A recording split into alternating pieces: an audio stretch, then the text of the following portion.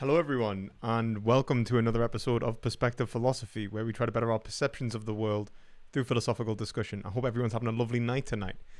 I'm actually a little bit late. I was supposed to have this debate earlier, and luckily, the guy who I'm discussing veganism with, is still around and has decided to facilitate my tardiness, which is very nice of you, Walt. Typical liberal. Just he's doing it deliberately. He's doing it to show us up. No, no, but thank you very much. I do appreciate it. So I'm going to be having a veganism discussion and vegan ethics discussion with Walt to see if I can convince him of the vegan position. So we're going to get straight into it. I'm going to jump into Arthuria, and if you haven't heard of Arthuria before, it is a debate Discord, and it will be linked in the description. I don't think I've linked it yet, but I will put it in there. So yeah, but I'll just jump into the debate chat now. Blah blah blah blah blah. Yes. Right. Out that me being here would be of much use. I'm a complete anti-realist or skeptics mostly, so I should mute myself. Yes, you should. I am, man. Thank you. Great one, lad. Thanks for waiting, guys. I really appreciate it.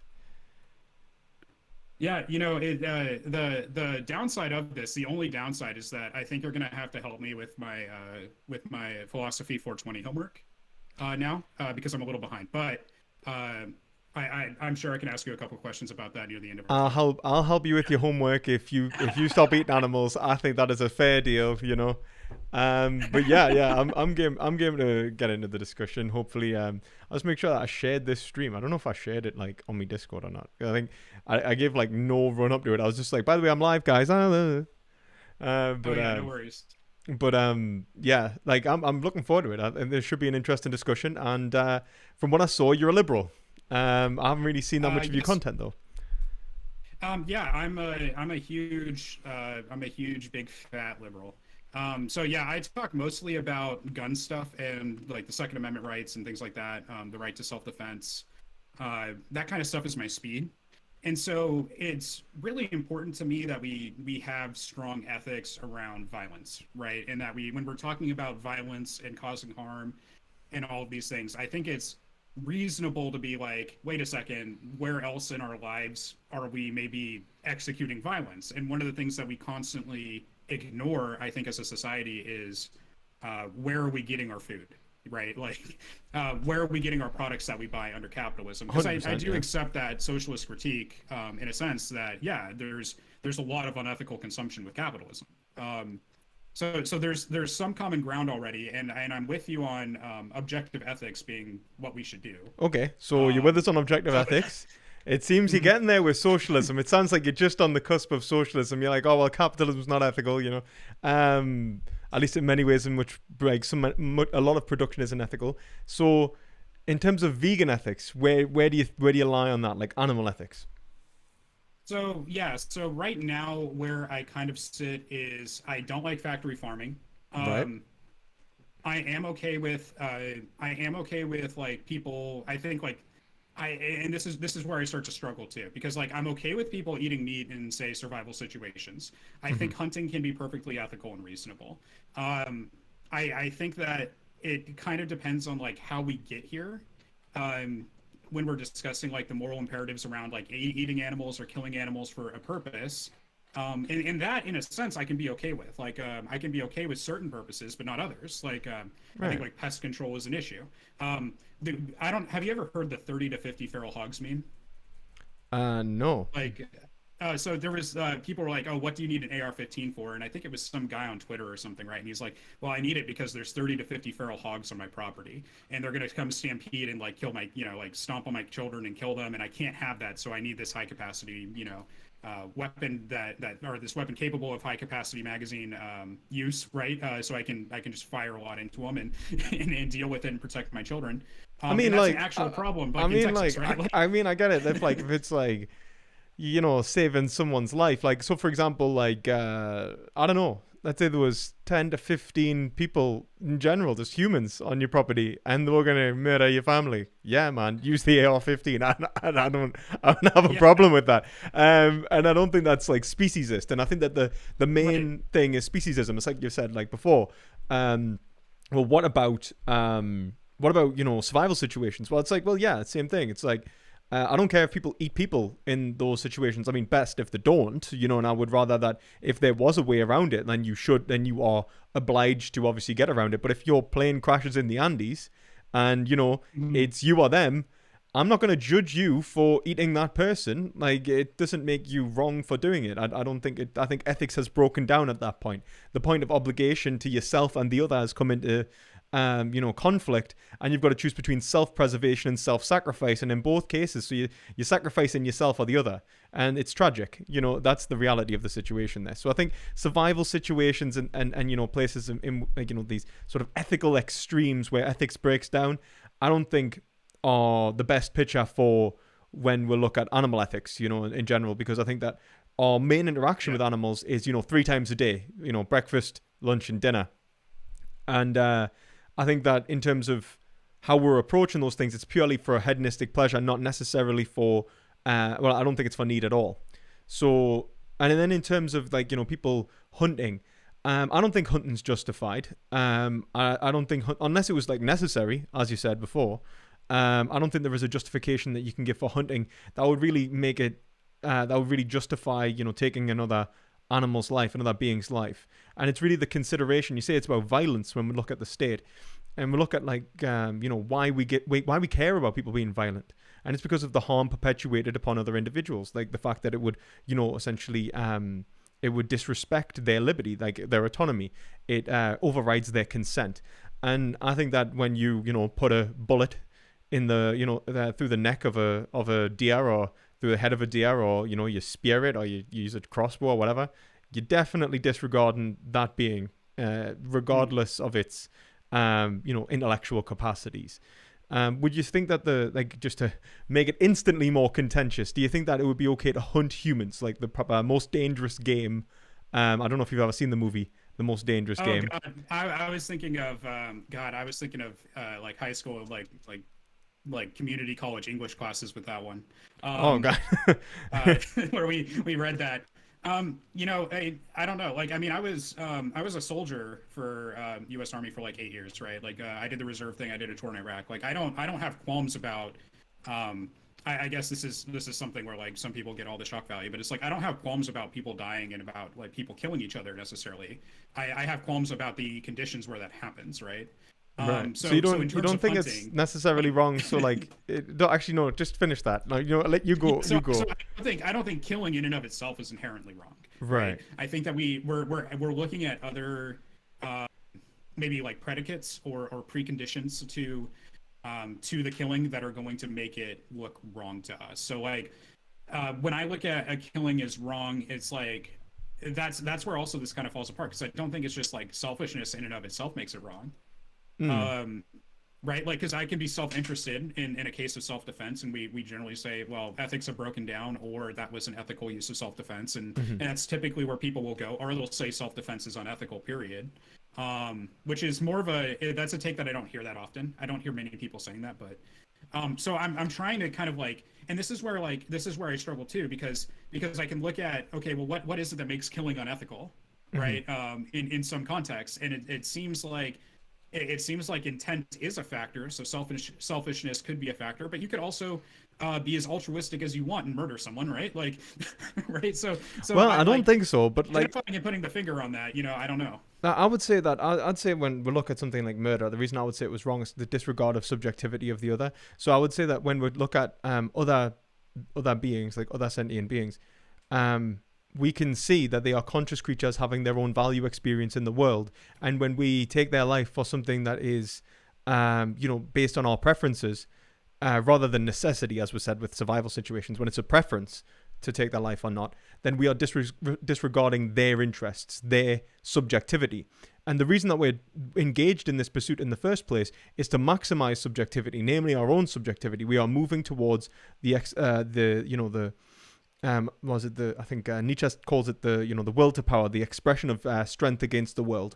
And I would say that in order to do that in the first place, to even act in an egoistical way, you require universal concepts, and universal concepts apply to more than one individual. And this is why I would say that even self-interested notions actually tie into like notions of law, law, order, and mutual well-being.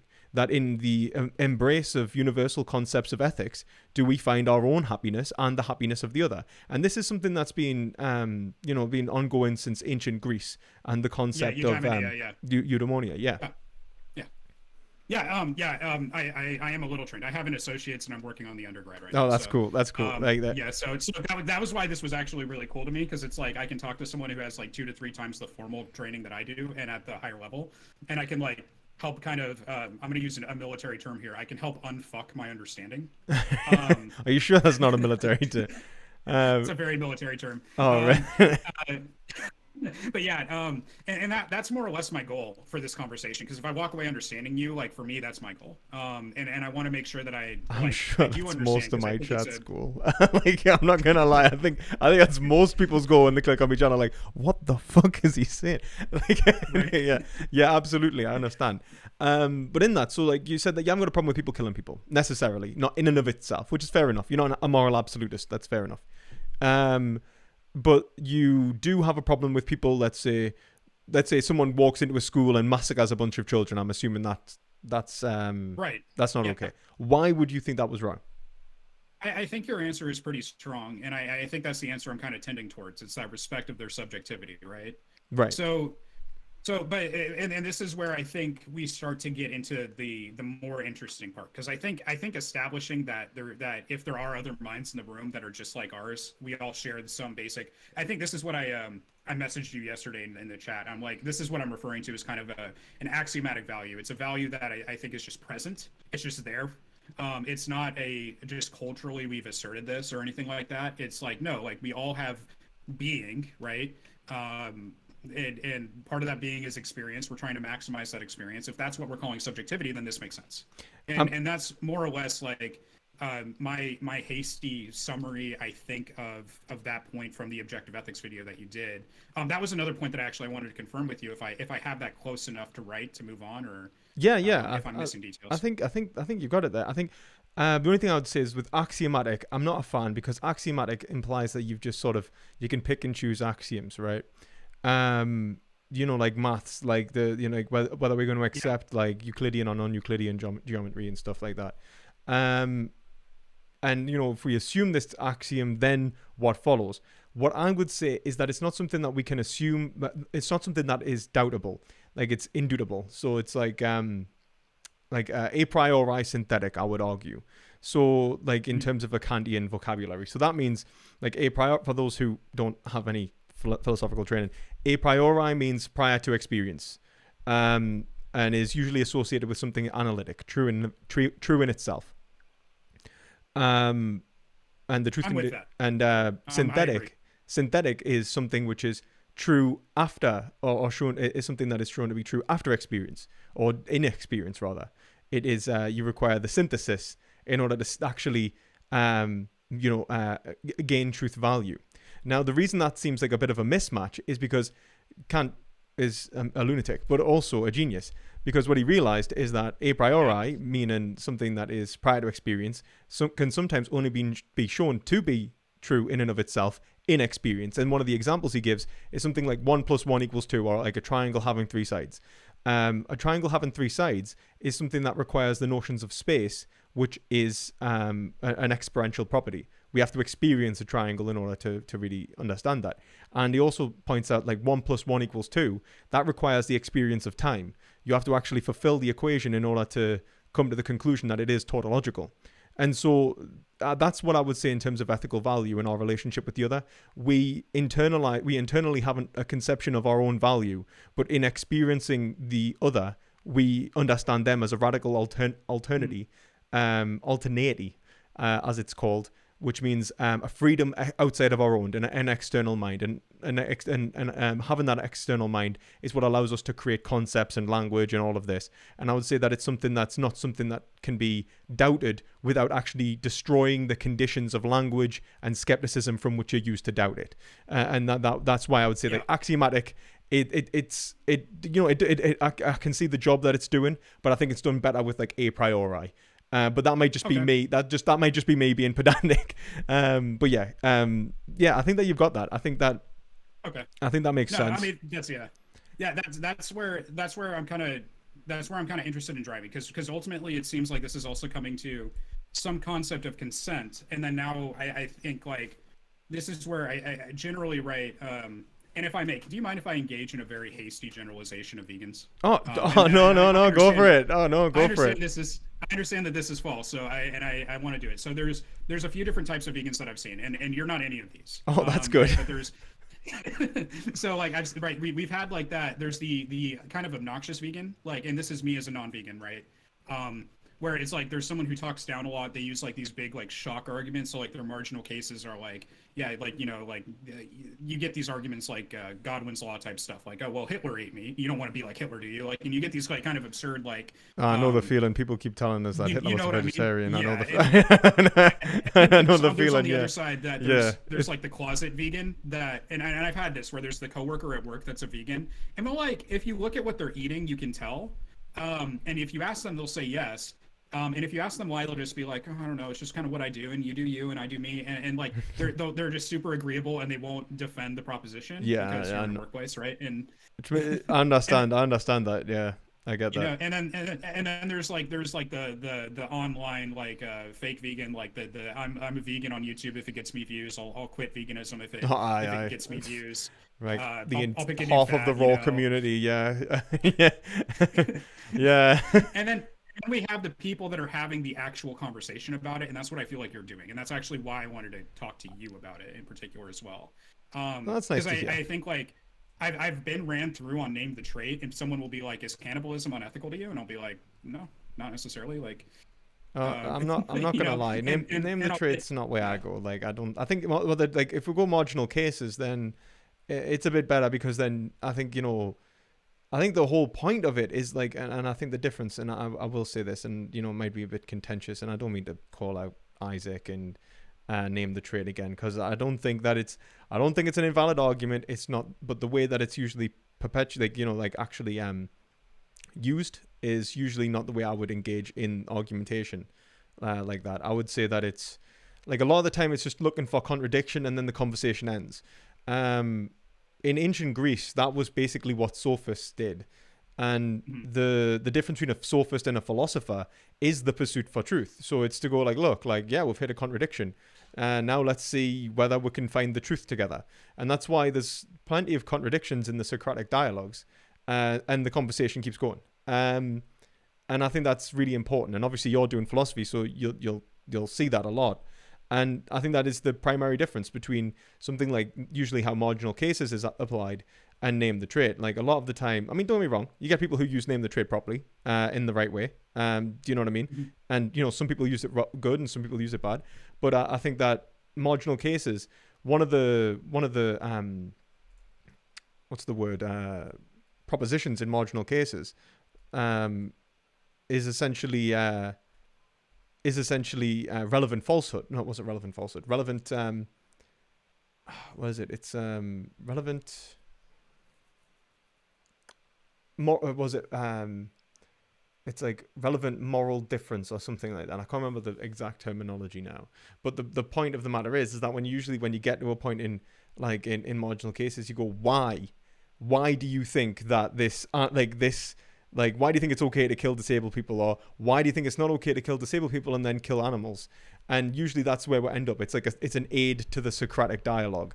And that's all I really see it as. I don't think that anyone who tries to argue purely normatively in this, without questioning the foundations of how the individual is first understanding the words good, is going to end up in a bad place. But luckily, we pretty much went through the meta-ethics. You've already said, like, it's about consent, it's about subjectivity, and so like I don't need to run marginal cases on you because I already know what you're gonna like. At least like to a certain degree. I mean, I can ask you like, what do you think of certain scenarios?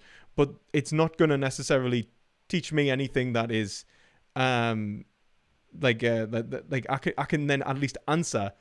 I can respond to whether you are accepting subjectivity as the foundation of ethics and consent as the foundation of ethics, like later on in the conversation. And I think that's necessary to really allow the conversation to flow.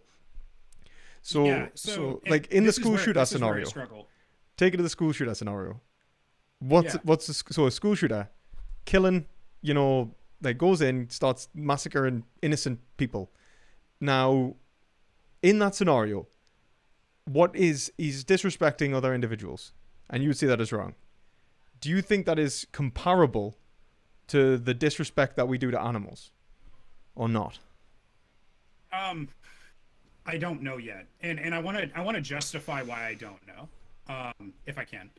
So the first thing is it is interesting because of how we view consent with children, which is a big factor. There's adults in the school who obviously don't consent to dying that day, right? Like we can safely say that. Yeah. But for the children in the school, and in Western culture, and I think this is something you pointed out as well, and I think this adds a layer of complexity here that I struggle to get past.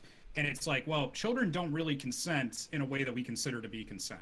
Like a child, like I'm a parent of 2 boys, right? And with my kids, I know if my kids tell me that they want something, right? My oldest son will eat ice cream until he is sick, right?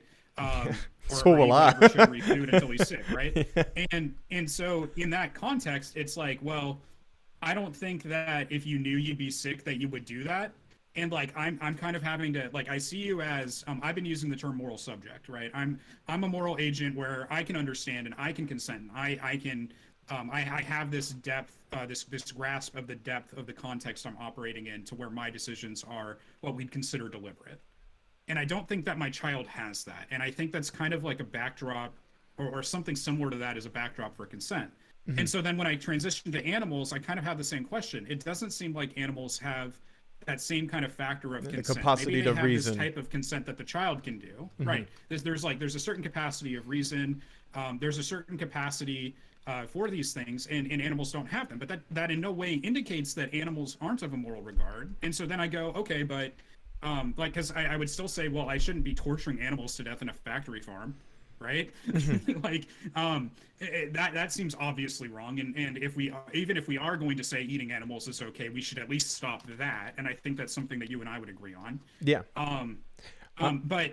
But in that sense, like, it's strange, because then it seems like consent's not a factor for when I'm dealing with moral subjects. Rather, I'm interacting with this kind of like moral imagination.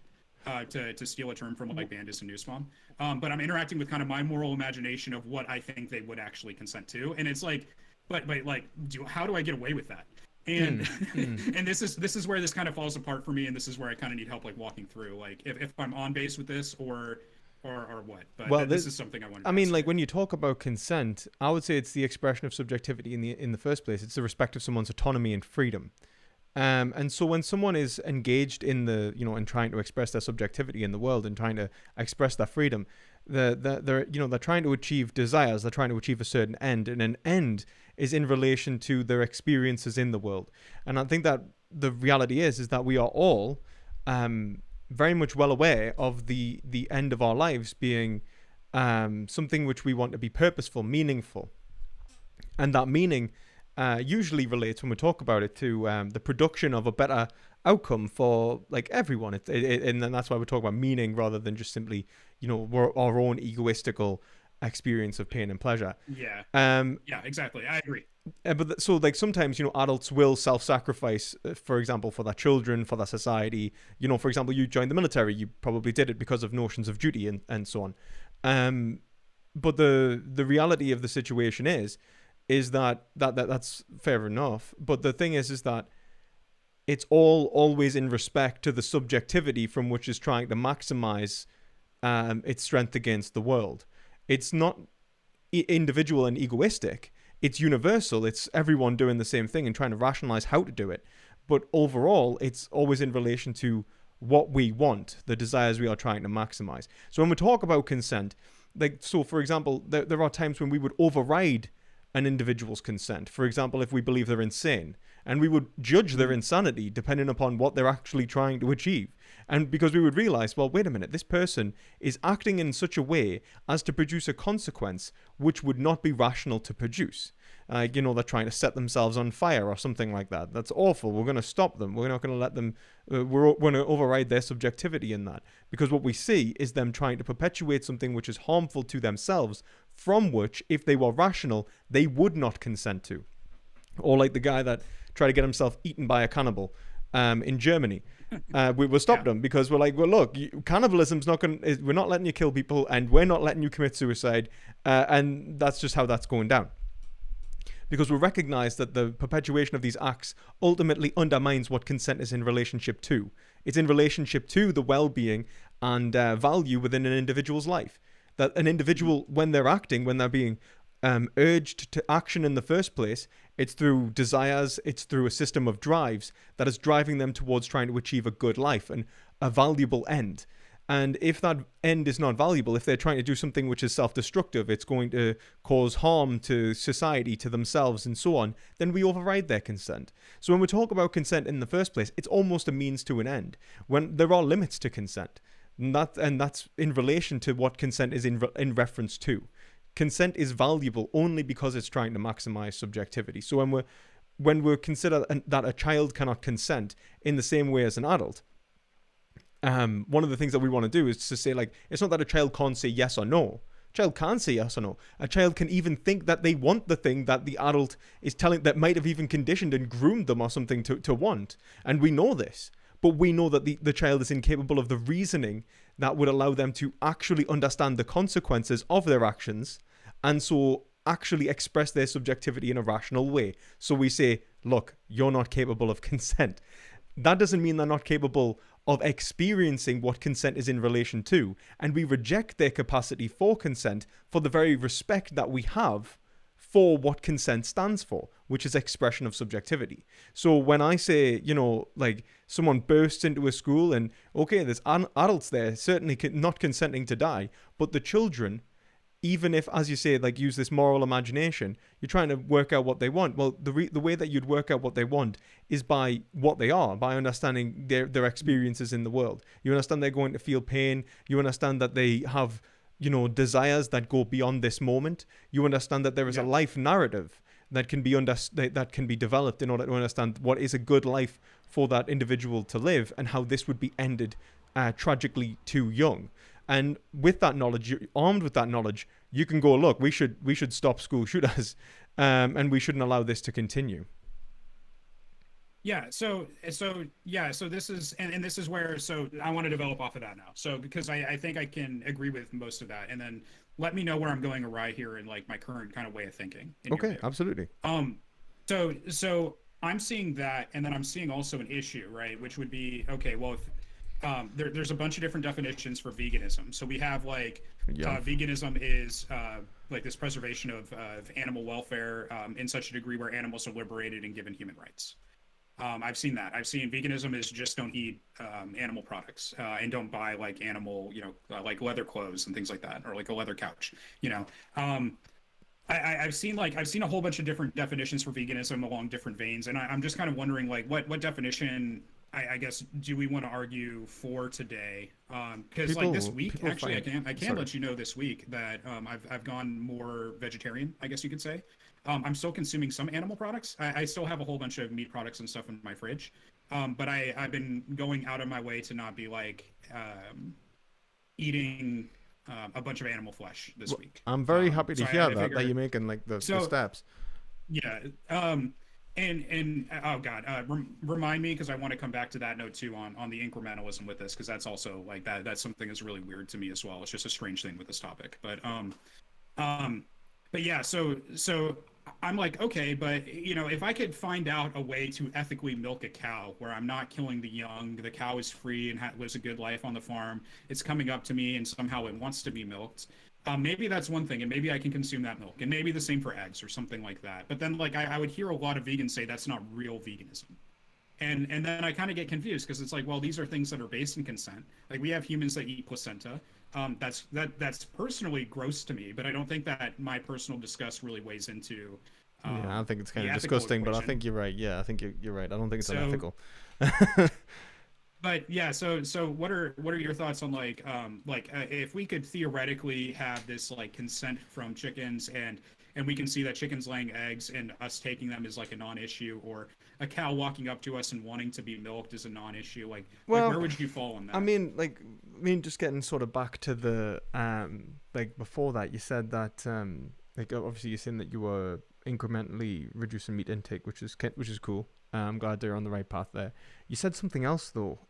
Before whether a cow could consider different definitions of veganism.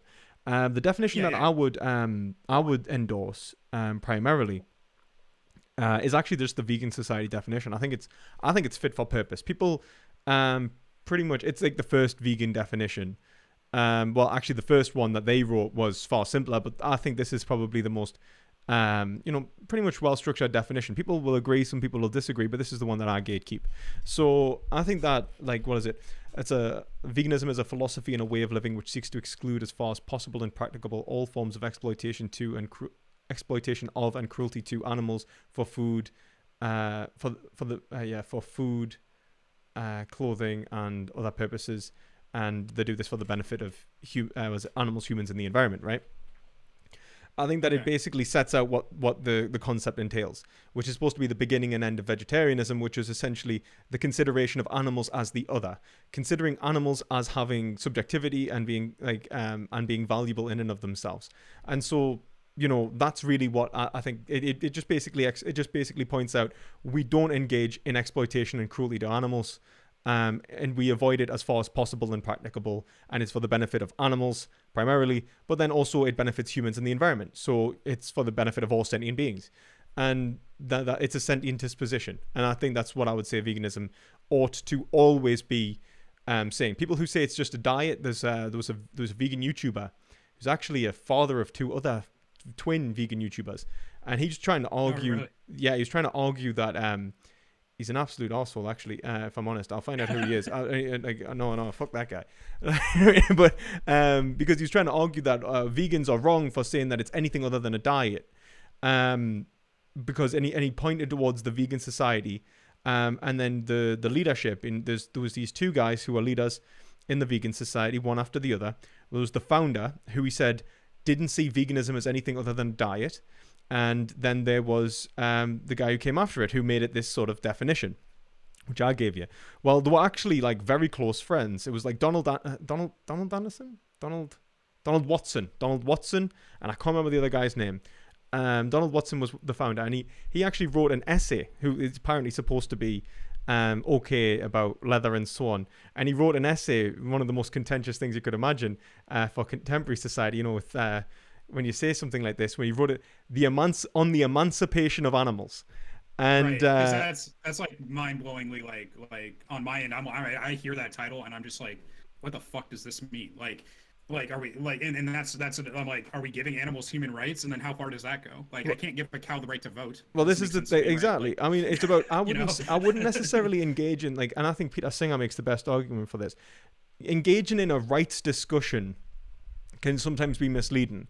When you talk about what right and why are we giving them the rights and so on, I'd say that everyone has the right to have their subjectivity respected, but how we respect that is a matter of what, in Peter Singer terms, in his animal liberation, obviously he's utilitarian, not like Regan, who I usually fall on the side of, but right. But I think in this he talks about ethical consideration. Now I think ethical consideration is prior to rights anyway. When we talk about rights, we usually talk about it as having equal ethical consideration, which is why there's different forms of rights now. We'll have right to education, for example, that wasn't historically bound. Rights aren't just about like personal property or autonomy, as there would have been in the time of like John Locke. Things like right to education are very important now. Being able to access the market and have be able to participate in fair and equal transactions. It's all fundamentally based on equality. It's about understanding what necessary conditions must be met for an individual to be treated equally. And that's where I would say that rights gain their substance from in the first place.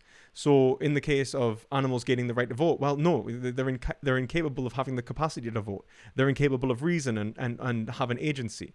And so we don't give them the right to vote, but we do treat them as having equal ethical consideration. And Regan titles this as patienthood. Animals, children, people with severe learning disabilities have ethical patienthood, whilst we have ethical agency. So the rights that we would attribute to them would be in respect to their patienthood. We would give them the right to being kept safe and not being not endangering their lives and so on. Okay. So can I ask a question? Yeah, go for it. So I'm just trying to envision because like if I give humans equal consideration to animals, right? Because of the subjectivity principle, and like these are the types of scenarios that like I'm kind of envisioning, and this is where like again like I'm like I don't know how to resolve this because it seems like so this let me just give kind of the dilemma that I'm seeing here. So like let's say that we picture two animals or two creatures drowning in a lake, right? So one of those creatures is a human. So like let's say I'm drowning in a lake, or my son is drowning in a lake, or some other child. I don't like the sound of my son drowning. Let's make it someone else's kid. And then we'll go ahead and say that there's like there's a kitten that's drowning, or it can be a rare like a Siberian tiger or something like that, right? Yeah, like yeah. Some rare creature. I'm not gonna lie. I don't care if it's a if- kitten or a Siberian. I don't see the difference, if I'm honest. But continue. Yeah. Okay. But yeah. So like, and I mean, fair enough. Like, I'm seeing like, okay, so if I had to choose who to save, in my mind, I'm like, no, I'm going to prioritize the human. And there's I nothing think, wrong with that. Yeah. and I think my reason for that I would give is probably there is a scenario where I would justify the preservation of a moral agent over the subject. Well, And it might come down to some weird consequentialist thing in my head at that point, but and that seems that could defy the meta ethic we worked so hard to establish, right? So, well, I mean, like you could look at it like this: would you preserve the moral agent if they were a murderer? So, like a moral agent. Let's say the moral agent only killed moral patients. So you'd only kill animals, children, disabled people. Would you preserve the person killing disabled people, or would you preserve the kitten? right, and that seems somewhat like unpalatable at first, but I think like if I had to say right now, if I had like that serial murderer that was like drowning in the lake and it was a kitten, I think like my ethics, like I think I would go save the serial murderer in that context. I mean, me personally, I would save the kitten, but that's that. Well, I'm not I gonna wouldn't blame you. In the moment, I wouldn't blame It's you. like Hitler and a kitten are drowning in a lake. Well, oh no, what am I gonna do? It's like but at the same time, and I think it's probably something where it's not my place to exact judgment. cast a judgment in that moment, right? And so like I kind of like no, like if Hitler's drowning in a lake, I'm gonna go bring him to the Nuremberg trials, right? That's fair enough, and I think that's a very good answer. That's a very good answer, to be entirely honest with you. And I don't think I know John Locke, great grandfather liberal, would be very proud of that. The central justice system, centralized justice. But I think that I would say that, like, I would say there's nothing wrong with prioritizing, let's just say having a greater obligation to a human than an animal necessarily. Not always. I would probably prioritize, let's say, the life of my dog over the life of I don't know, some random murderer or something like that. Someone who I know is also committing, acts of violence or whatever like that. And also, I'd say that I've got a great duty to my dog necessarily as a member of my family. And I'd say this is where like deontology kind of explains things more than consequentialism. Because when you pointed it out, when you started at first, you were like, well, I think it's like a consequentialist thing. It's kind of like it's related to agency. But then you were like, well, wait a minute. It's actually more about them being human. And if it's more about them being human in the first place, if it has something to do with humanity, I would argue that most people feel a greater obligation to humanity. I'd say feel for one, because I noted. Yeah. That's an important distinction. I got you. But also, I think that you can argue for a greater obligation for certain individuals over others.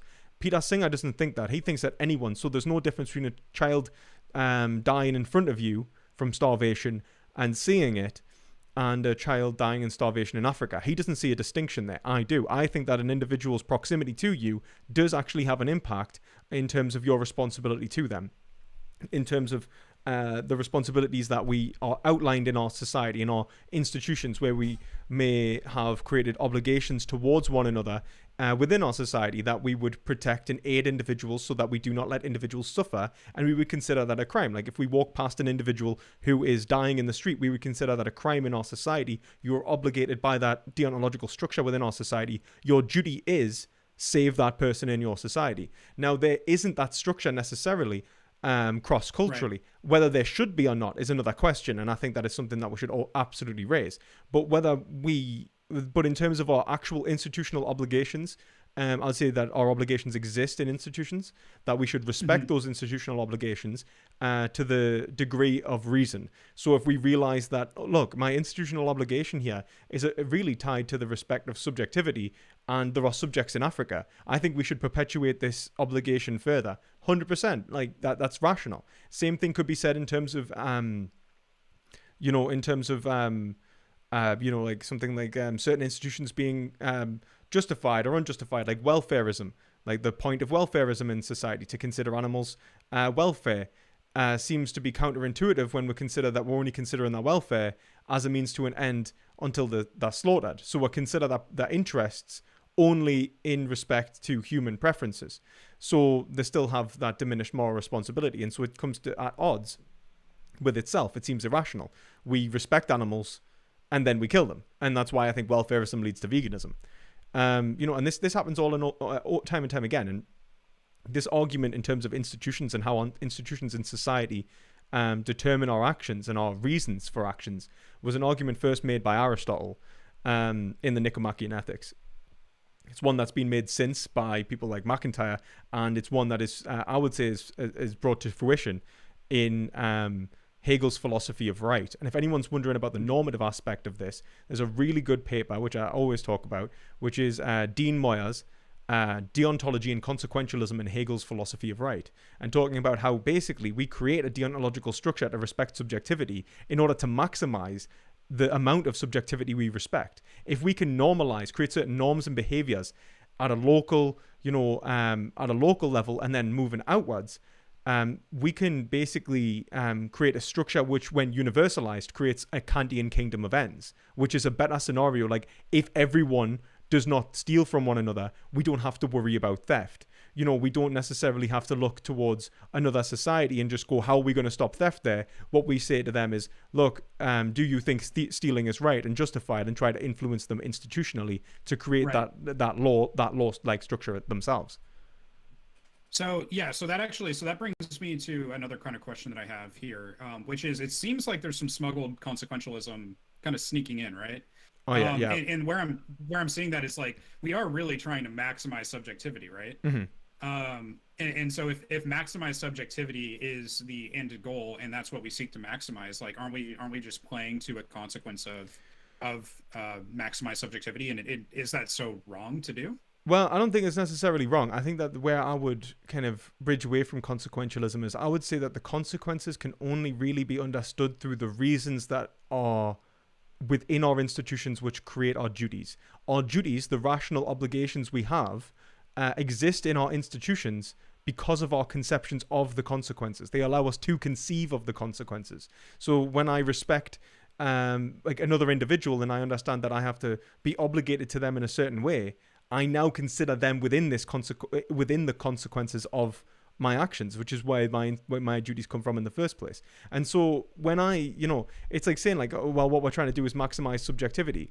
It's the same thing. Actually, the best thing to do is, like, it's the Hegelian argument against Kant. What is this abstract right that I'm supposed to do? What is my duty? And he's like, look, your duties have to exist in a way which is rational and grounded. And it's the same thing with utilitarianism. If I said, do the greatest thing that brings the greatest good for the greatest, like, do the thing that brings the greatest good for the greatest number, respect the principle of utility, you're gonna like, what the fuck does that mean? Like, and I'm gonna have to explain to you, the people have all these different aspects of their lives, and you're not going to get anywhere because everything's going to seem overly complex, and you're going to realize you're a single agent acting in such a way as to only bring around certain ends. But more than that, your conception of what good is, your conception of what rightness is, has already been preconceived within you.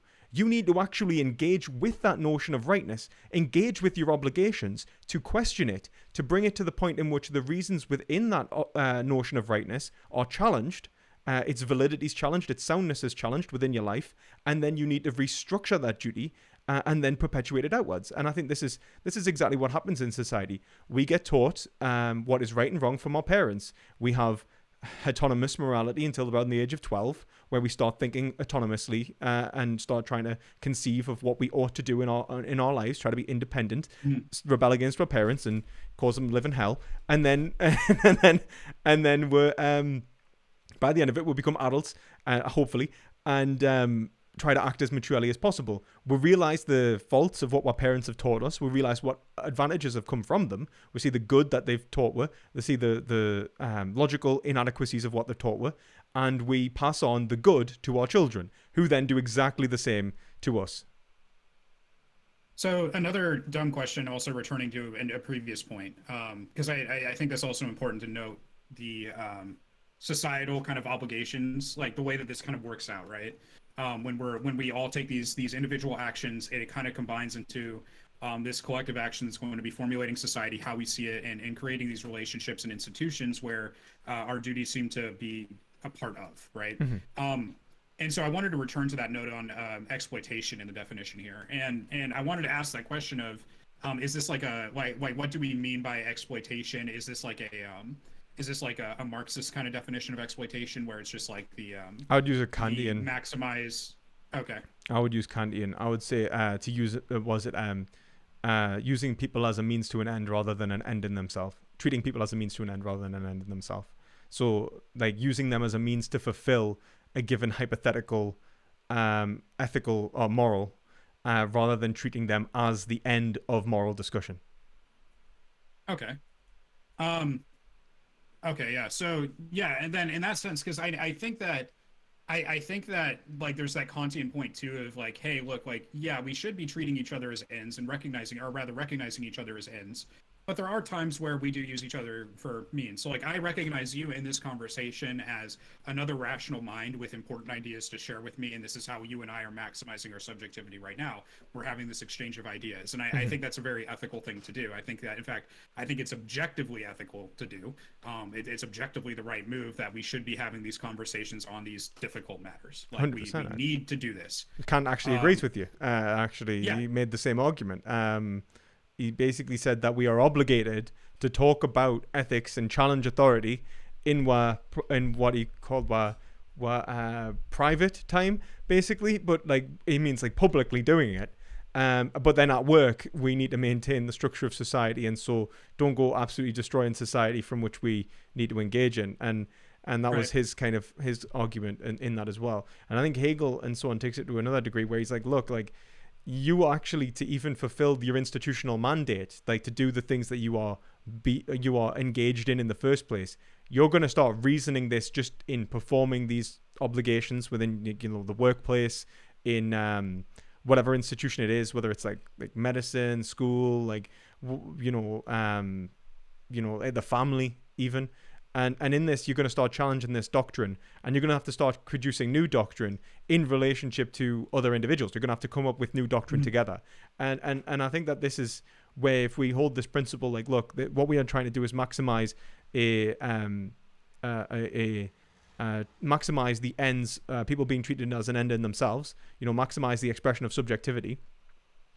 Then when we engage in these institutional, like, rational kind of critique, we see the flaws and we repair them. We see like, okay, well, this is good, this isn't good, and it allows us to essentially universalize it. And I think that Kant made some really strong points. I think, and Hegel is almost pretty much Kantian, except for the fact that he understands it to be more institutional and far more akin to Aristotle. He understands the end, the telos, as being vitally important. And he said that this, they said that this is not a consequentialism. It's like, no, it's like to have a deontological position in the first place.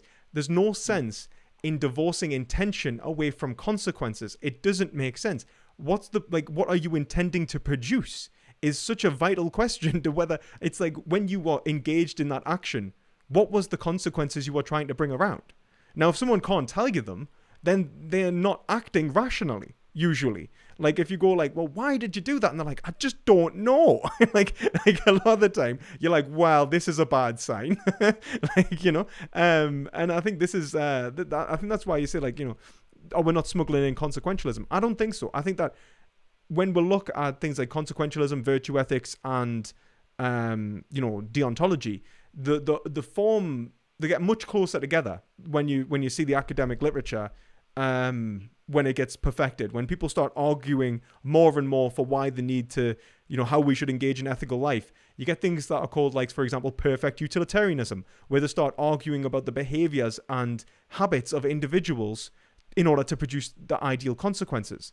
You get, deontological structures like threshold deontology, which argue that the consequences inform our duties, and so on. The distinction between these positions really starts to break down considerably, like the more you get into the literature.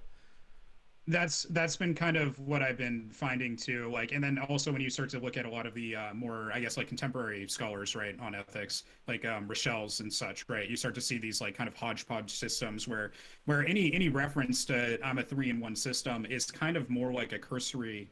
I guess I would say like it's a very rudimentary, like kind of 101 explanation to someone. So like, yeah, I think consequences do matter. We need to talk about them. I think the actions matter. I think intent matters. I think your character matters. And it's like, it's really normal for, I think, those of us who talk ethics a lot to be like, yeah, we kind of adopt these and then we give these systems names, but then it's kind of like, yeah, like the consequences matter, but it's not a consequentialism. And so now we're just kind of, I don't want to say it's a mere verbal dispute, because I think at the higher level, it's not that. But like, I think when we have like the teacher to student kind of relationship, a lot of the time it is just like, hey, like, I'm an undergrad. My philosophy language is not going to be as well developed as yours, so I'm going to need a little bit of help and assistance getting to those terms, right? And making sure that I'm using the words as you understand them to mean. You know what I mean? So exactly. And that's essentially it as well. Like, the amount in which you engage in this really does change how you really perceive them in the first place. So, like, for example, I call myself deontologist because I start from reason to consequences, whilst I would argue that a lot of consequentialists, like utilitarians, start from they don't start from the principle and reason. They start from the understanding of the value, which is consequential in relation to the life of subjectivity, and then that's presumed, and then they move back. You see, I think that it's got to be dialectically prior, and that's why I would say that Hegel is first a deontologist who considers, the consequences. But then, yeah, you're right. Like, these debates, like, they'll go on forever. I mean, talk about 3-in-1 systems. I mean, like, was like Derek Parfit, like triple theory and stuff. There are so many like hodgepodge systems, as you say. It does, like, in terms of like higher level ethics, it does, like, you'll find that almost every ethical system will contain some notion of virtue or deontology and consequentialism, like, almost always, unless they're just like anti-realists or something, like, and things like that, but they don't count. I'm inclined to agree. When they can believe that they count just as much as they don't count, then I will count them the same way. So. Yeah, exactly. Yeah. So okay. So this is the picture that I'm trying to kind of paint for myself now. So we have this start of the subjectivity is what matters. We can acknowledge that there are key and critical capacity differences between humans and animals, but that those capacity differences don't invalidate an ethical treatment of the animal at all. And so I think you and I can agree on all of this so far. We should still treat the animals ethically, even if they lack human capacities, in the same way that I might treat, like, much in the same way, I should say, where I would treat humans that have diminished capacities, say someone's born brain dead or without a brain. I would still regard their life with value. I think so where I go at this point normally in my mind is I kind of go, okay, yeah, I can see that. But the reason that I don't kill that human, even if they were this kind of like marginal case that's really similar to an animal, is that, like, it actually, for me, it does kind of come down to practicality, because at that point I'm kind of saying, well, look, if I set a standard where killing this human is okay for food pleasure right here, and then I'm looking at like the body of laws and what I need this justice system to actually be in order to be reasonable to begin with, right? It's not a principle you want to normalize. That falls apart. Yeah, it's a principle that, if normalized, can lead to other unethical conclusions. Even if this action is not unethical, it can be, right, once it's universalized, it can lead to worse conclusions, which I think is, like, absolutely. It's like that's why I think a lot of the time, severe ethical, like, like reductions, where you take someone and you put them in a trolley problem that's just absolutely, like, right, like, to be fair, like, and I'm not being critical of name the trait again, but there was I remember one discussion, it was with Stefan Molyneux, And it was Stefan who Oh, was God. being just as bad. Like, Stefan Molyneux's Yeah. like if I'm gonna call anyone like, if I don't use the word sophist a lot, but Stefan Molyneux is a sophist, man. Like, it's not like I'm saying like it was never gonna be a good faith conversation, right? And Yeah. but then at the same time, they're asking him hypotheticals, and some of the hypotheticals were like, like he got it to the point in which it was like wizards, and he's like, you're asking me if wizards existed, like, blah blah blah. But he's the one that framed it like that in the first place. But whatever. Like, asking a hypothetical about wizards doesn't seem to be the best way to engage in ethical discourse. It's like, right, well, if Harry Potter was Right. real, then yeah, the rules of the game change, but Harry Potter's not real, so can we move on?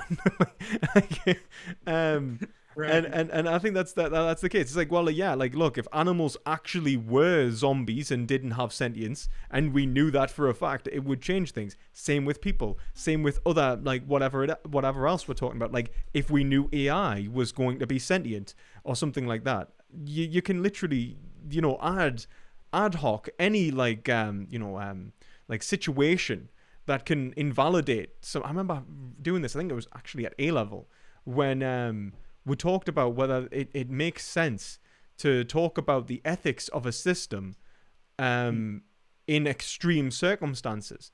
And there's a philosopher, I can't remember their name, who argued that it's just the worst way of approaching.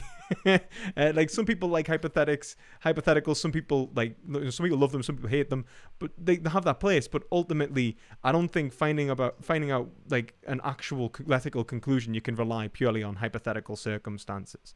It's kind of like I'm inclined to agree. kind of like, actually, to give an example, said the cow comes up to me and they're like, milk me, please, I'm in so much pain. I just artificially get pregnant from like God impregnates me and I suddenly produce milk or something like that. I would say that is like not a situation that I would say is possibly being ethical. But like, if we indulge the scenario more, so if we try to make it more real, so if we say like, look, the cow, like, are you, like, if I was to ask you, like, how is this cow getting pregnant? How would you respond?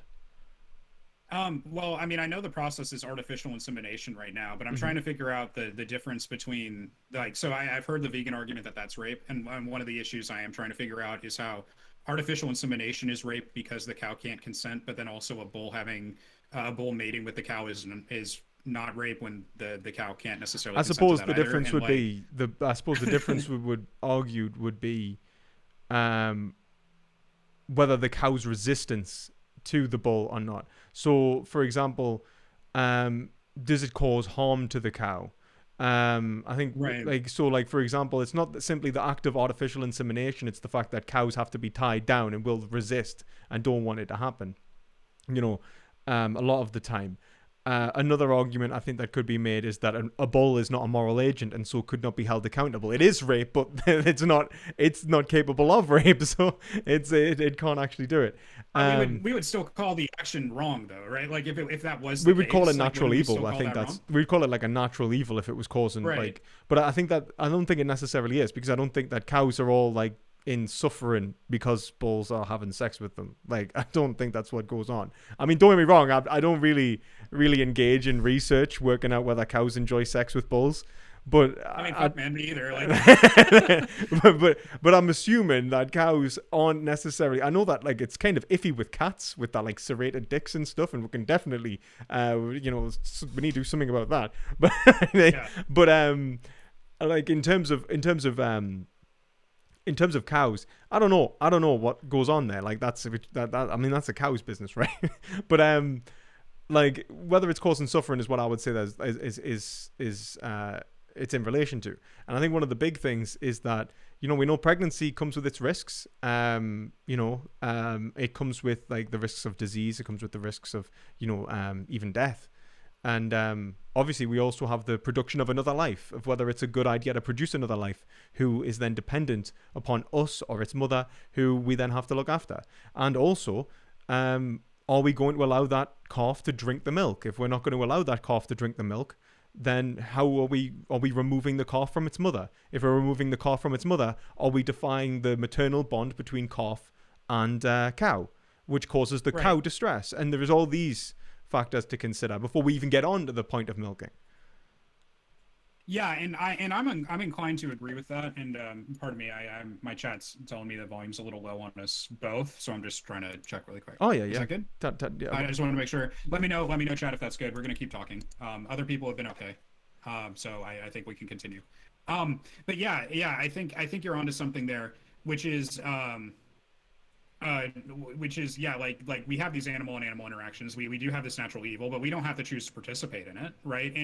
And so like when we talk about these ethical farming practices, like maybe like it is going to be the case that what pans out is ultimately going to be this kind of beyond beef situation, and switching to these other substitutes for en masse, so that we don't deal with this factory farming craziness, right? And then we don't have this like artificial insemination. We don't have all of these other moral issues now that have been previously associated with farming, right? And so if we can get to that point, and I think now maybe now is a good time to ask the implementation questions that I have, Okay. because I think like overall it's like, yeah, if we could do this in a way that is ultimately causing less suffering, acknowledging that that's good.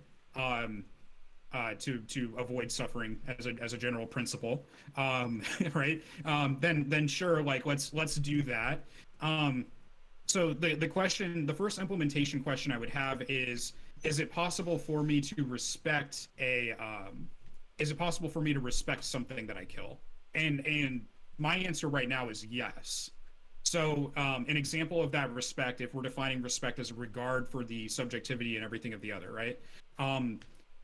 If we're good with that, I think the example where I could respect what I kill is like if I had kind of a bit of like a sacred or perhaps spiritual connection to a circle of life. So we might have, say, like the Native American tribes that would say a prayer to the bear and the bear spirit or whatever before they would come out and slay it, right? And then they would eat it, and that's one example.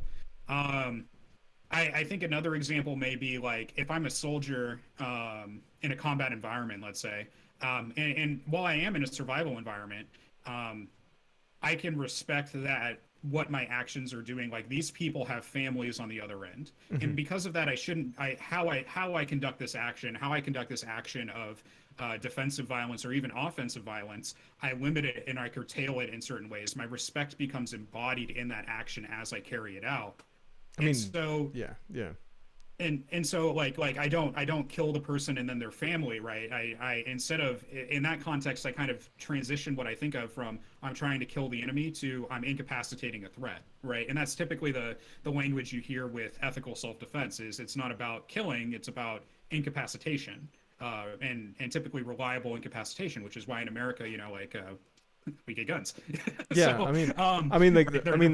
that's actually like kind of like if we're honest, I think if we looked at the actual industrial the what's it called, the industrial military complex of the United States and every other country in the world, I think we know that's not the case. I mean, if we look at something like anti-personnel ammo, if we look at something like the rejection of alternative forms of weaponry.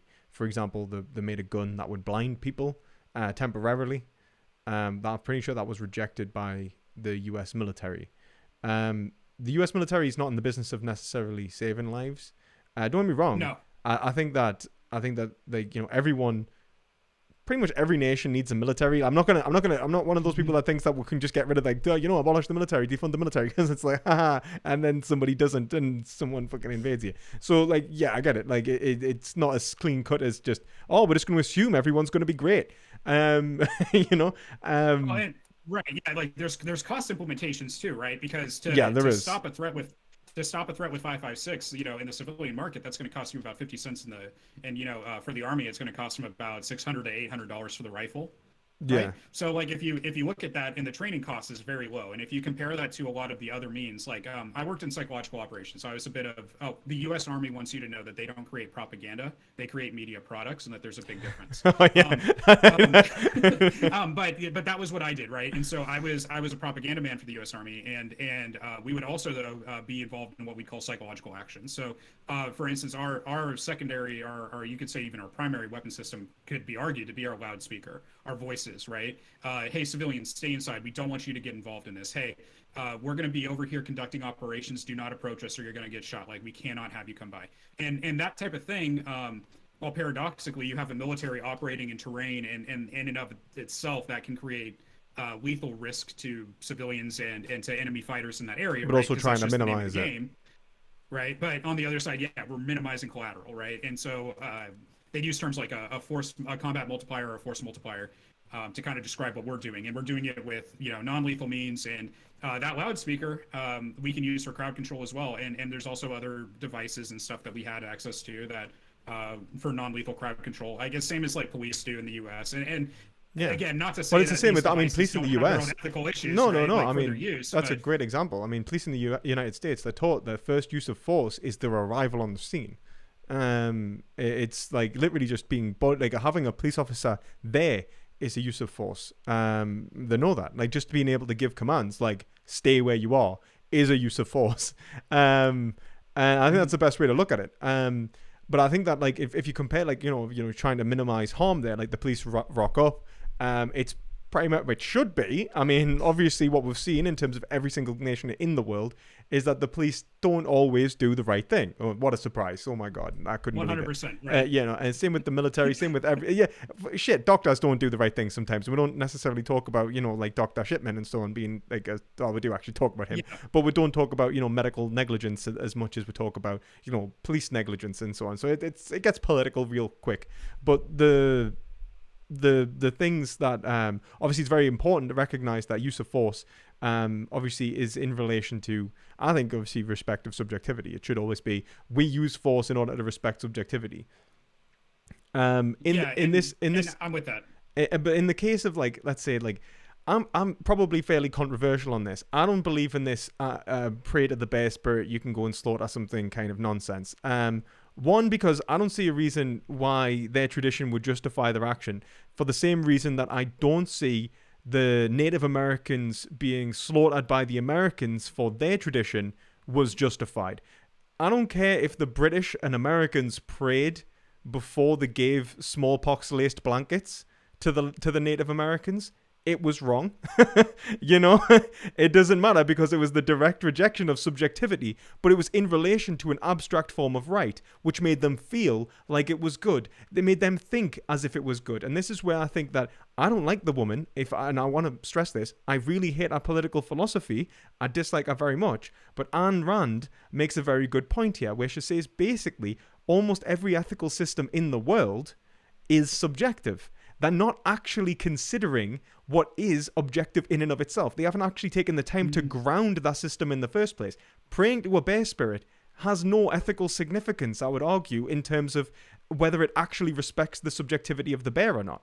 The bear's subjectivity wouldn't even necessarily be the same as the bear spirit, and even if it was, like, how do you even know that this is going to, like, why would this justify taking the bear's life? Why can't you just pray to the bear spirit and then go and eat a carrot? Like, I don't necessarily, necessarily endorse this position. Yeah. And if we look at tradition, and I think the worst part of this is that people call you pro-colonialist if you say that you reject this notion of indigenous hunting rights. And the way I see it is that the indigenous populations, like what I would like to try and point out to the indigenous populations is that this is wrong. And I think that they have cultural ownership to the point of the same as their ancestors. They aren't defined by the tradition that was annihilated by us 3 centuries ago. We don't have to keep them in a 3 century year old out of date system in order to make them authentic. Their authenticity is in their tradition, in their engagement within it. And if they want to change it because it's more rational not to kill a sentient being, then they can do that. I mean, one of the greatest examples is Hinduism used to kill, Hinduism and, religions in that area of the world used to kill animals for sacrifice. But then they started sacrificing flowers when Sikhism came around. I think it was Sikhism Sikhism or Buddhism. I think it was Sikhism that came around then. They started sacrificing flowers. I mean, it's rare that some people do still animal sacrifice, but a lot of the time it's like flowers now. And I don't have a problem with people giving flowers to temples, like putting flowers on temples. I do have a problem with people slitting a goat's throat. And that I think that's the big difference. The reality of the situation is that when I'm critical of this endeavor, it's for the same reason that I would be critical of people disregarding their land rights, or the same reason I'd be critical of people disregarding their native of their traditions and their culture in the first place. It's because I respect them and I respect the animal. I'm respecting subjectivity from which they all partake. And if they're doing something which does not respect subjectivity, then when they are engaged in their prayer or something like that, they may feel as if they are respecting it. They may believe they are respecting it. But if I can present a rational argument to go, look, you are actually actively undermining the subjectivity of that animal because it is resisting and you are not taking that into account, and instead taking a concept separate towards the animal and making it equivocal with the animal for no justified reason, can you give me like an argument why this would be acceptable? I don't think there's anything wrong with that. I think that we should all engage in multicultural rational discourse. I want to say that FGM's wrong. I don't think female genital mutilation, it's not right. Like girls getting like mutilated in foreign countries is not acceptable. I don't care if it's culturally accepted or not. I don't think that people losing their hands in foreign countries for thieving is a good idea either. You know, and so on. I think there are certain things where we, for example, Assad, I think it was Assad, wasn't it, with using white phosphorus on his population. Like we don't accept certain things cross culturally as like, oh, it's okay, it's their traditions. They commit war crimes. Right. Yeah. And I'm inclined to agree with that. And I think you may have won me over at least to some extent. And so I think I'll ask I think I only have two more questions, really, to just kind of like pick your brain a little bit more. Yep. So the first question is going to be on sustainability and approaching things like quote unquote invasive species. Right. So that is a bit of a mess. Right. It can be nuanced. Right. But like in the case of and this is what I've heard from the vegans I've talked to so far. So if there's anything, feel free to correct that record as well on your take. But what I've been hearing is, listen. So our feral hog problem in Texas, right? So we have the farmers need to put up fences and need to do like auditory distractions and need to lure with food and other things, get these hogs off of the property. Terrain controls, things like that, and once they do that, that should solve the problem. Then if it doesn't, and it is a threat to crops, to people being able to get their food, to children playing outside or whatever, okay, go ahead and defend yourself. We don't really have a problem, but exhaust that. And I think if I was talking to a farmer in Texas who is hearing that, they're like, dude, I've done that. Right? Like I think they're sitting there and they're like, I've tried everything. If I could not have to deal with this hog problem, I would prefer that, but these hogs are costing me thousands of dollars in damage a year, like as far as the bottom line, and I'm a broke-ass farmer. I've got all of these issues going on with that, and then plus the risk to myself, the risk to my property, everything else. So yeah, I kind of have to go out and do something about that. Do you think that there could be an ethical case for any hunting, like in that regard, I think that certain types of pest control, or if there's a species that was going to eradicate another species, is there perhaps a more nuanced conversation with hunting we should be having? Well, I think probably. I think that one of the things that really one with invasive species, eradicating native species, I don't care, if I'm honest, unless it causes like some sort of greater overall harm to by destabilizing the ecology of the system, and it collapses and causing ecological collapse and millions of animals will starve and so on. I don't necessarily care. For example, the gray squirrel versus the red squirrel. We have the red squirrel. The American gray squirrel came over. It's bigger and it's better than the gray squirrel. It's just more evolved in terms of better suited for our environment, and so it takes all the food, and the red squirrel's not able to compete with it. I like red squirrels. That doesn't mean I'm gonna kill a gray squirrel because I like looking at them. It's just like right. This idea of like species preservation is always about aesthetic value. Like, it's a snow leopard. I don't care. Nobody talks about like the millions of bugs that get eradicated in the Amazon.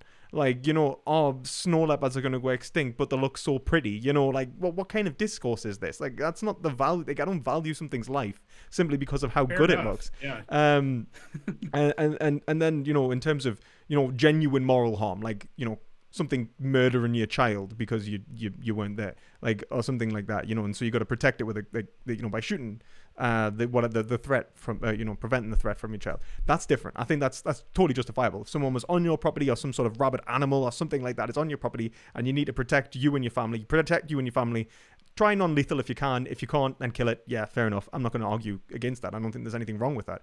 I think that it's the rule of double effect. You're trying to protect your family, and in trying to protect your family, you've had to take the life of another. If someone broke into my house, I'm probably going to either like incapacitate them or murder them. That is the ideal. There's no middle ground. Like I'm not going to go, oh well, like, would you please leave? I'm going to assume that they're very hostile, because I'm in a situation that if I don't assume they're hostile, me and my family could get killed. So I'm going to assume I'll use any means necessary in order to protect me and my family, and I think that's absolutely acceptable. Yeah, and my rough argument is roughly the same too. So like I would say like, hey, look, in the self-defense situation, the reality is that my duties have now been downsized, right? So like, what's the Spider-Man quote? Uncle Ben, right? Great power, great responsibility. So I think there is a correlation there. Uncle Ben, right? Uncle Ben. So, what a thing. He's actually. It's actually. I use that exact quote all the time.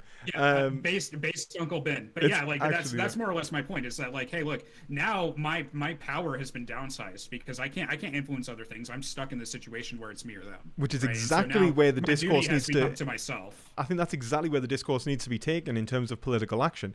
If you recognize that the individual farmer is not being able to, neutralize what is a threat. I mean, like, let's be honest, the farmer should not have to deal with this threat in the first place. So having this threat engage with them, if we could minimize it, then even better. So there needs to be political action on that. If they are, and we need farmers. I mean, horticultural farmers, not agricultural, like animal agricultural farmers. I'm not going to lie. I want them out of business. I want them to switch over to something that's, more horticultural. Grow potatoes, carrots, or something. Stop farming animals. And if you can't, then, you've got a lot of land that you can use for something else. It's just the way of things. Like, certain industries die. And they can be replaced, and you can even get people who argue for using land for sustainability projects and so on like that, trying to rewild land and stuff like that. I'm not sure how I feel about that in terms of wild suffering and stuff, which gets messy and complicated in and of itself, but in terms of definitely prefer something like that over animal agriculture. But in terms of the individual being an animal agricultural farmer, I think that is something perverse about killing an animal in order to protect your capacity to kill animals. And I know that it's obviously institutional. I know that people don't realize that doing this and it's causing the harm that it is. It's like that. Jesus on the cross, forgive them, Father, they know not what they do. I think that it's the same thing as how I would look at a farmer shooting a boar or something like that, because they've come onto that property and they're trying to save that sheep or whatever, which they are then going to send to slaughter. They're not considering the boar in the first place, and they're not considering the sheep in the first place enough to the point in which it's actually an ethical interaction. And then that's an interesting argument. Let me give me just a second. I want to process that, because I think that's actually really cool that you said that. That was noteworthy to me.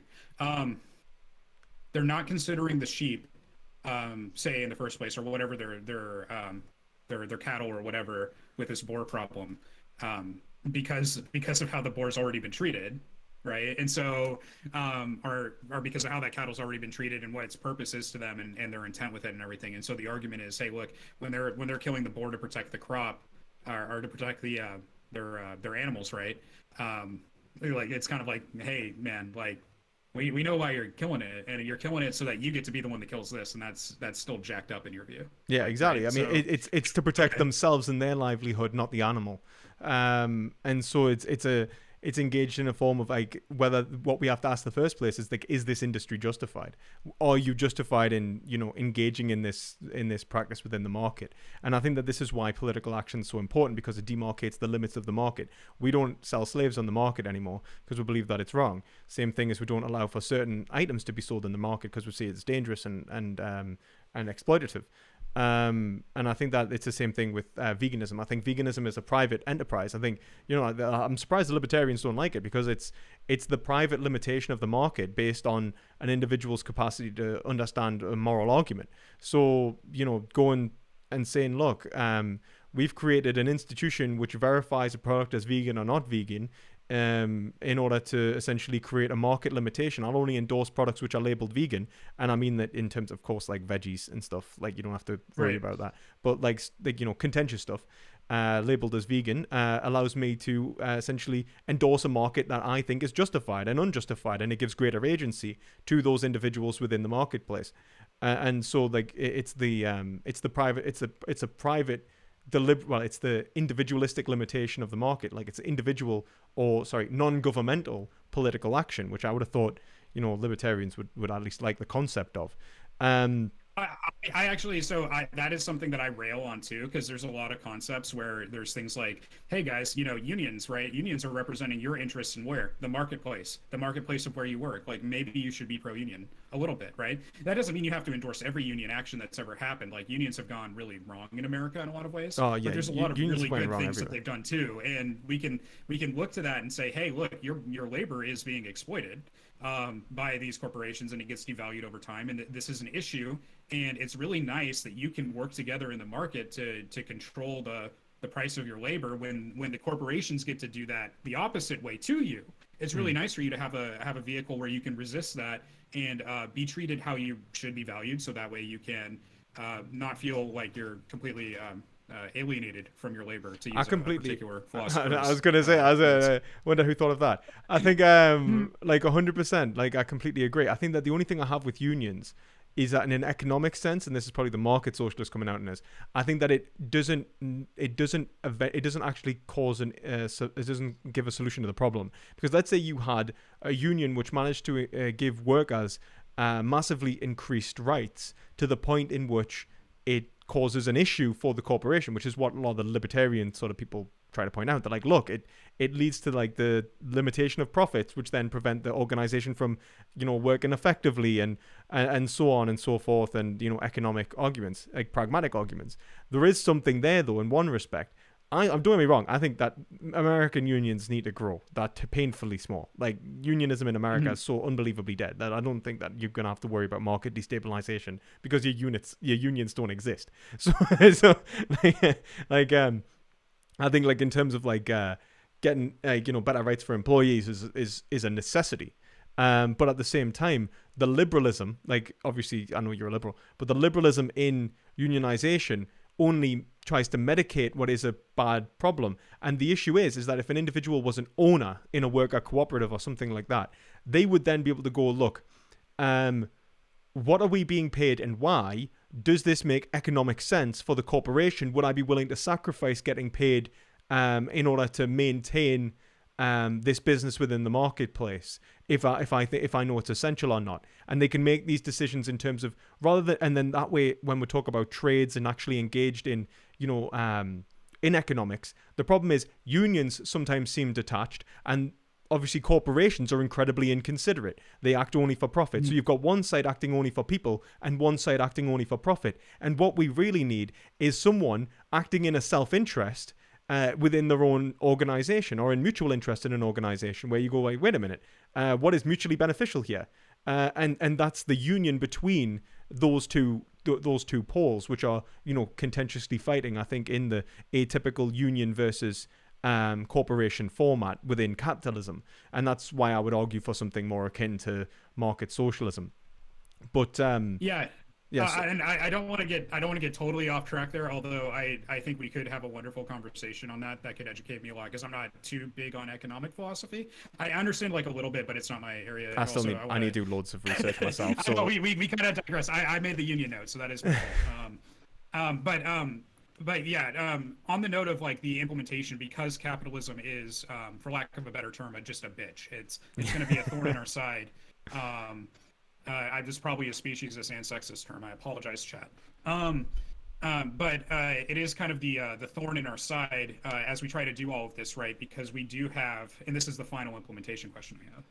So it's a perfect segue. Because that political action does matter, I agree with you. It seems strange to me that we can say on one hand, okay, well, personally, someone can adopt veganism today, right? Like you could go out and become a vegan today.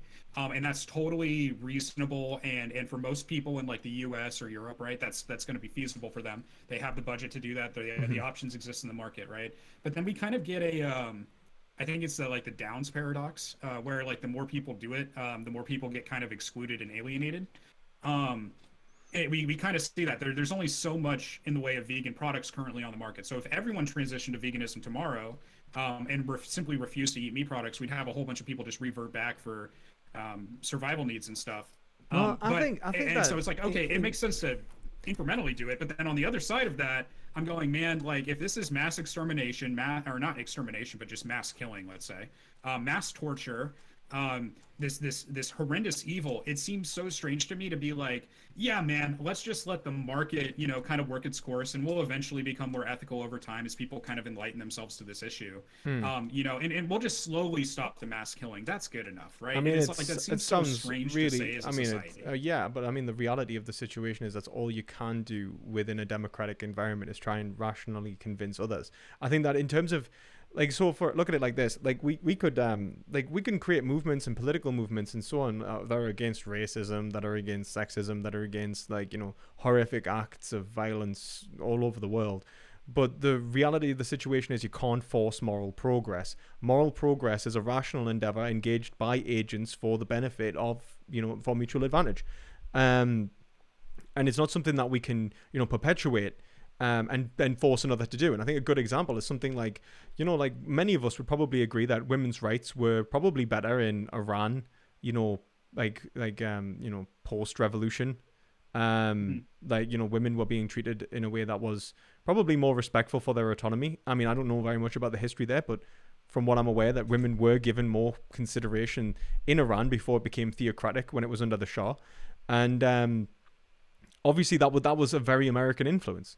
And so because it was such an American influence and such a Western influence, it was rejected. They revolted and went so theocratic now that women are being put in prison for refusing to wear a hijab on the train. And it's like 25 or 30 years in prison, giving out flowers as a form of protesting they're having to wear hijabs. And they're getting put in like prison for like 30 years, like sentences we would give murderers. Right. And no, it's insane. Yeah. Yeah. And so we would see that as an ethical regression. But that regression's happened because we've tried to force what we believe to be moral progress.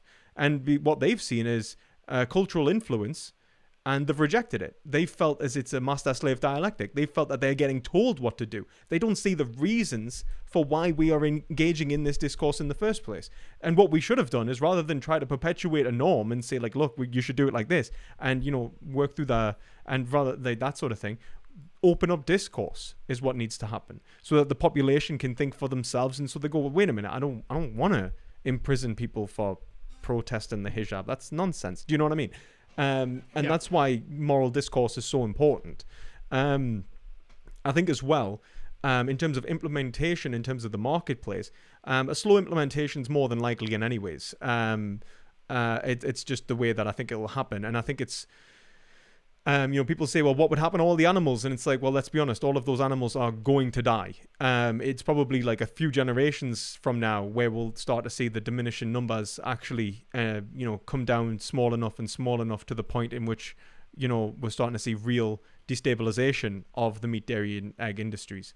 And it's not anytime soon. And specifically for the fact that even politically, we're going to have to essentially make a massive political action just to remove subsidies for animal agriculture. Otherwise, because it's not been profitable for a long time now.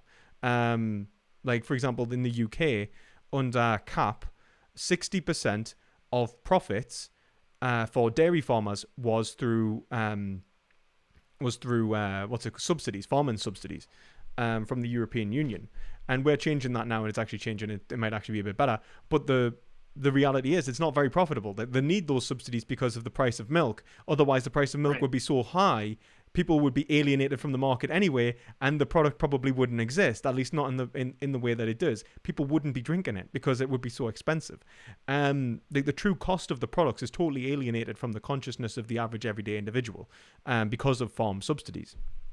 So there needs to be massive political action there in the first place in anyways. And then But alienating, like changing consumer habits, stopping people drinking and eating and consuming these products, ultimately will end up ramming the price of the product through the roof anyway. Because as demand decreases, they're going to have to essentially reduce supply, and they're going to have to maintain profitability. And to maintain profitability, they're going to have to sell it for higher prices, and you're going to see it spiral off anyway. That's essentially what happens when businesses become essentially non-consumed. Like you start seeing, but eventually you'll have a very small animal agricultural business where because the animals, like take for example a cow, it's like one of the longest living animals, lives for 5 years before it's slaughtered in animal agriculture, and that's like a dairy cow. These animals are going to be long dead by the time we even get there, and by the time we do get there, the populations will be much lower. And then we can talk about what would be the right thing to do in this scenario, because we have so many thousands or like hundreds of thousands of animals versus the 70 billion that we currently have. Actually, more than 70 billion. That's how many are killed every year. So yeah, there's that to consider. Like the reality of the situation is that we should do what we can to prevent this from going on, and that I think that just means changing people's habits one step at a time and getting them to listen to reason. Just go like, look, like, do you think this is okay? It's kind of like when you're talking like in terms of the gun debate in the United States, you wouldn't just approach people and go, we're taking your guns off you, because that's going to end in civil war. You don't do that. You go. How many times I've tried to tell the anti-gunners, I'm for the repeal of the National Firearms Act, by the way. You have no idea how many times I've told anti-gunners, yeah, good luck. Well, this is getting them. That's the thing. Like you have to just have like the political discourse, and I think that I think one of the problems of our society, one of the greatest problems of our society, is essentially the fragmentation between, like, whether it's political extremes, like, liberals and conservatives in the United States is huge, or like, like whether it's, Republican, Democrat, in here it's Labour and conservative, but then there are so many different factions in society, always listening to their own discourse without considering, essentially external and even internal critique. That they just assume that any external critique is propaganda, and they don't listen to it. You read the New York Times, and so I know that the New York Times has posted these articles which is untrue, and all it is a propaganda piece. And then you're like, you read the Fox News, like you listen to Fox News, and that is just a big heap of propaganda. And it's like, look, a lot of the time are both right. You're actually both full of shit. It's the same thing in the political discourse over here. I say it all the time. I'm like, the only thing that we'll ever get right is the fact that we're both wrong. And like a lot of the time, if we just took the second to listen to each other's arguments and to engage in the kind of reasoning that we're actually engaged with, then we would probably get a lot further. And if anyone's interested in the discourse on this topic, there's an author called Alistair McIntyre who brings up these points in a few books. He brings this up in After Virtue, where he talks about what ethics is, or in general, which is a brilliant book for anyone who's interested in ethics. And more political books on this, he brings it up in Three Rival Modes of Rationality and Whose Justice and Which Rationality. So yeah, if anyone's interested in like the political divisions and how it spawns from different ethical reasoning, that's really great reads. So yeah. So I guess it might be a good time to kind of start bringing this to a close, because I do have a get together with my professor. 100%. So with that being said, I think you won me over on a couple points, actually. So I'm actually really happy we had this discussion.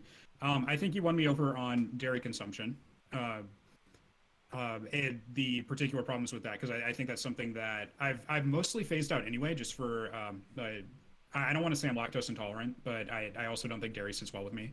I know the feeling. I think that was me as well, to be honest. Like I can digest it, I'm pretty sure, but it was never the best thing. If I had a lot of it. Cheese is okay, but like I don't like milk anyway. So like it's one of those things where, but I can live without it. I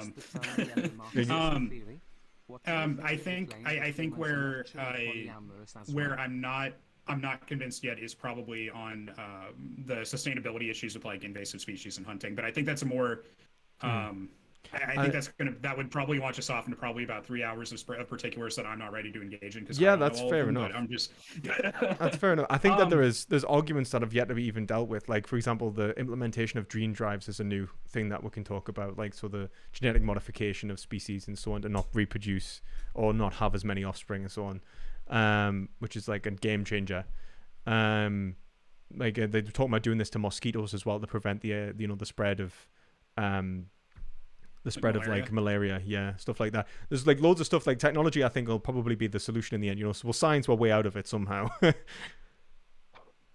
Yeah, and I'm hoping that continued development and continued thought like does ultimately improve this space over time, because I think like yeah, maybe there still are some ethical ways to hunt, particularly like invasive species, like like we have hog hunting as a thing, and perhaps it could be for that. Perhaps there is some ethical consumption that is non-exploitative of animal products that we can discuss. Where like like we might be talking like the roadkill type of thing, right? Or like Where secondhand if you leather. want to do that. Right, yeah, like or eggs from hens that aren't factory farm hens that you purchased to be egg mills. Maybe you just you did rescue hens, or yeah, I was gonna say like the chickens and raised them or something. I'm glad you knew about the hens being necessarily like if they're made. I did. I listened to your stream yesterday. Oh, that's cool. There we go. Yeah, that's it. Yeah. I was throwing out dumb questions because at the end of the day, really what matters is we can make fun of Vosh together. So, oh, absolutely, any day, 100%. Yeah.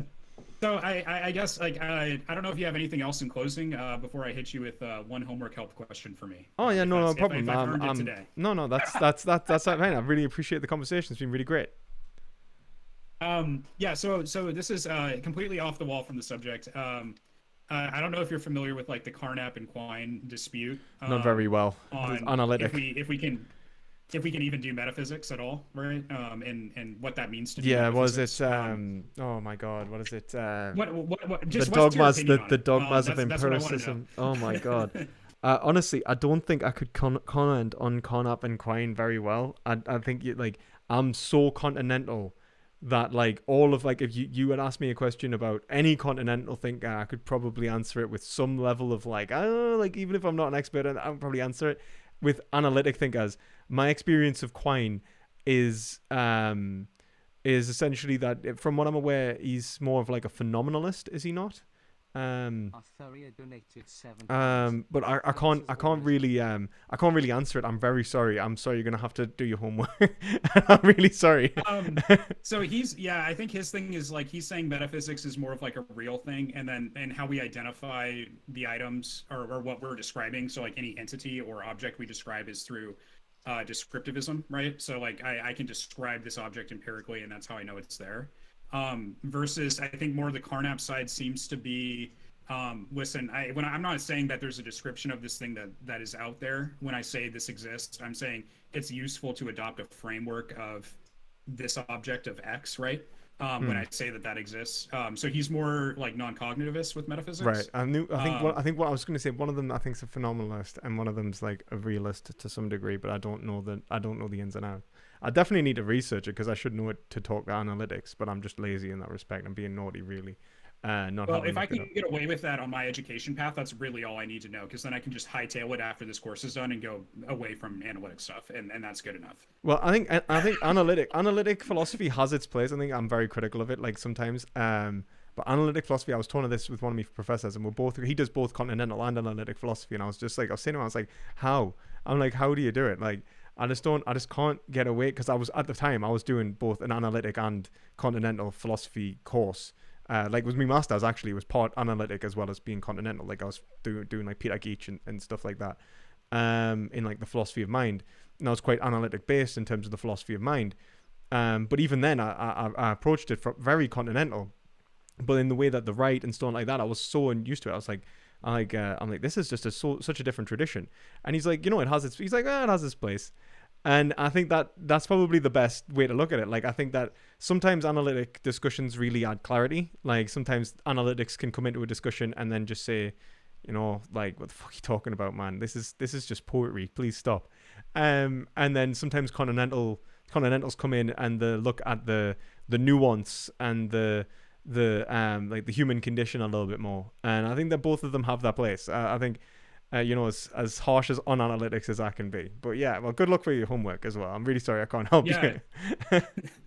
No worries. Just it's. I think you'll appreciate this. Like I think it's only 6 pages too, so it's not too bad. That's awesome. On Spice today, so not too It's miserable. like, was that like 3,000? Um, Was that like two and a half thousand words, 3,000 words? yeah, and I think it's a page maximum too. But I mean, granted, the page maximums I think are harder than minimums, right? Because you have to downsize to be more concise with Yeah. the thoughts and everything, and you have to follow your 100%. best practices. You'll find that yeah. it's like it gets worse and more. The more they limit you, the worse it gets. Like, there's actually a famous quote by a novelist. I can't remember who the novelist was.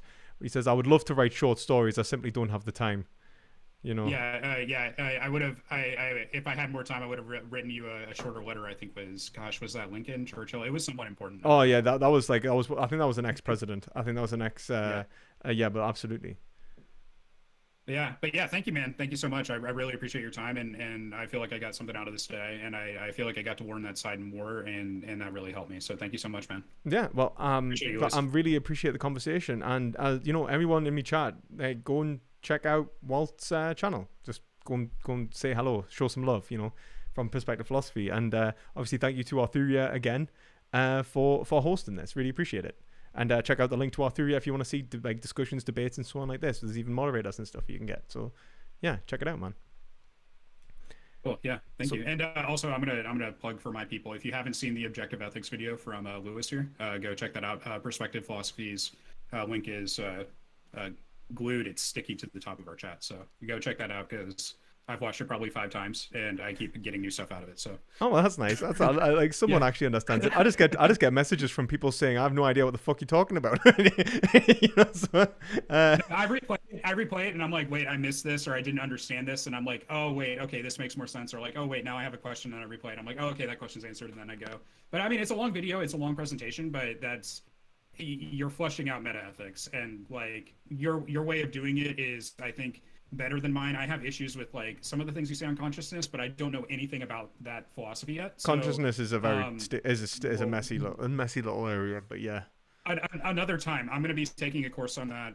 I think next semester, so maybe I'll have some more ideas. Well, philosophy of mind on the analytic tradition is something that I actually can talk about somewhat. So if it is analytic, let us know, and at least I'll be able to like actually. Yeah, let's do it because I've got about 7 minutes before I hit this Zoom meeting, and this is the professor that I have my issues with. I'll let my chat know what those issues are. I'll DM you later. All right, sweet. Well, take it easy, mate, and it's been a really great conversation, and have a lovely day. Yeah, thank you. And I'll see you later stream and kill my stream now. Right. And yeah, thanks again, man. Thanks again. And obviously, thank you, Arthuria. Thanks, Stone. Really appreciate it for you being here. And, guys, remember, check out Arthuria. So I'm going to bounce, guys. So thank you, guys, and see you later. Thank you, guys. Be well. Okay. Right. Oh, that was a really interesting conversation. I think Walt's really, reasonable. I thought he was like, he came to the conversation like open-minded, and I think that's like, you're more than halfway there if someone's not calling you like some sort of like name before you get into the conversation, right? So I will do a Q&A now if anyone wants to ask a question for the next 15 minutes.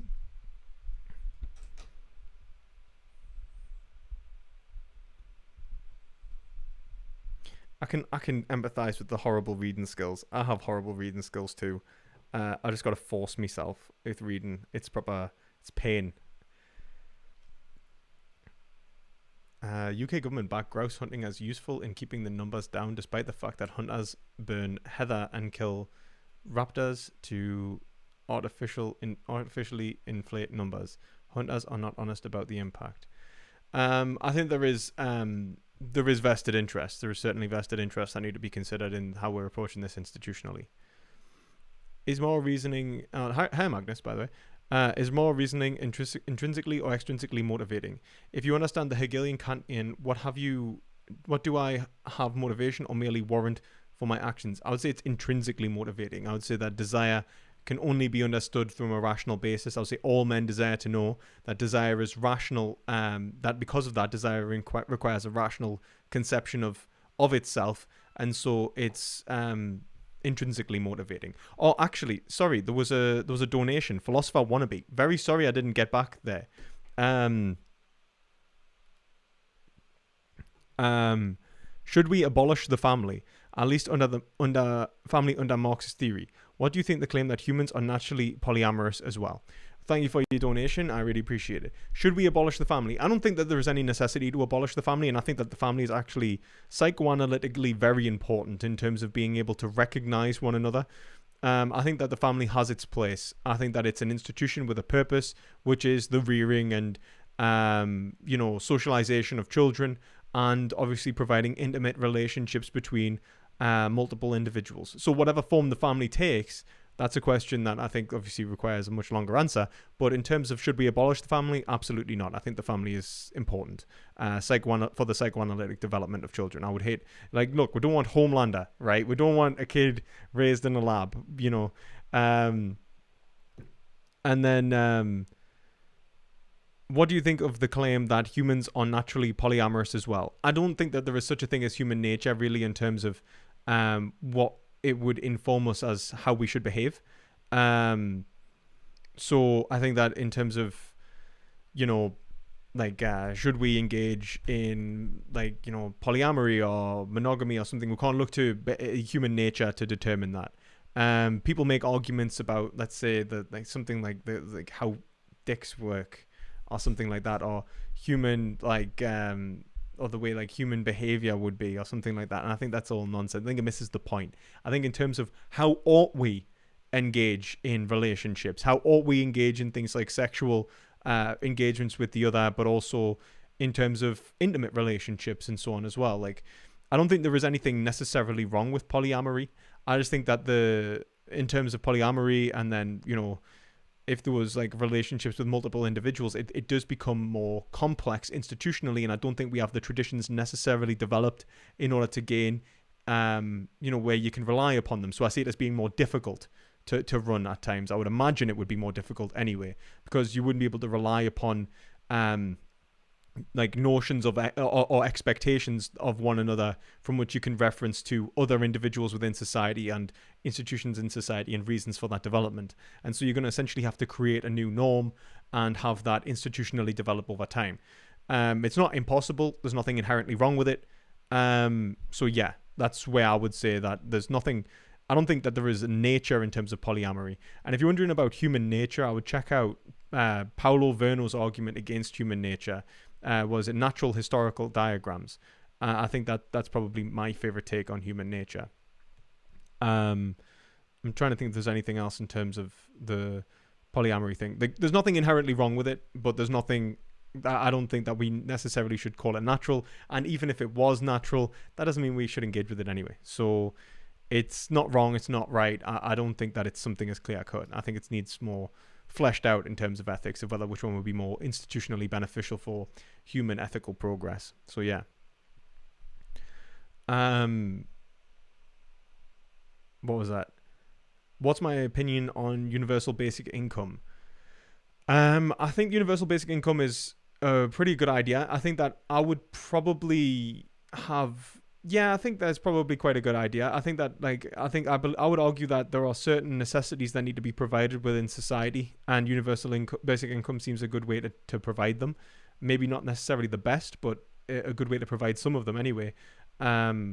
But I think other institutions should just be nationalized and you made universally open. So, for example, medicine, the NHS kind of thing. I think that universal access to healthcare is a good thing. It's something that is necessary for the market to function fairly. I would even say universal basic income is the same sort of thing. Preventing people from starving, preventing people from essentially being incapable of accessing certain necessities. I would say that it's a good thing, and I think that it's something that we should engage in. No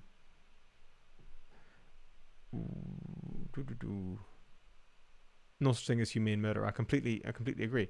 Why did my parents have me? I don't know, man. Why are any of us here? Just to suffer, I don't know. I suppose I don't know. I don't think I can answer that really. I don't really care, if I'm honest.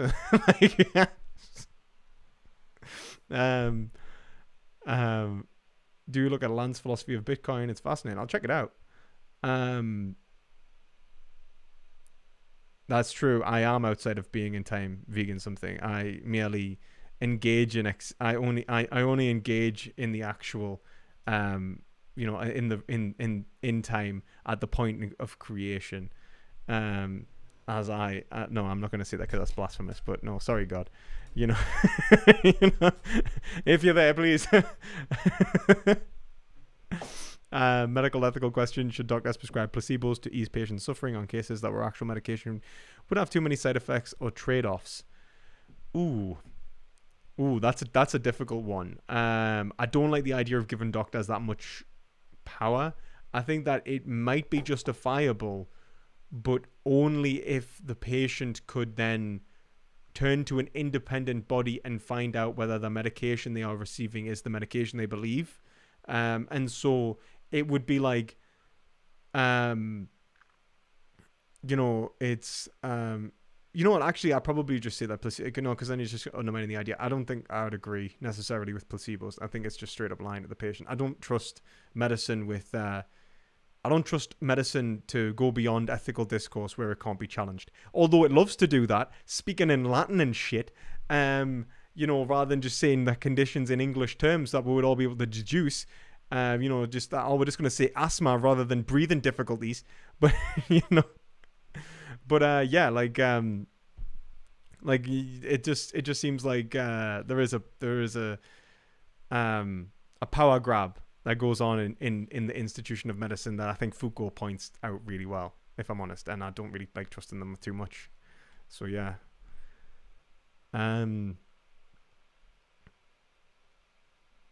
You cannot ask who to just if you can justify them supporting the meat, dairy, and egg industry. No one can. There is no justification. Never fear. Tropical is here. Nice to see you, Tropical. Nice to see you.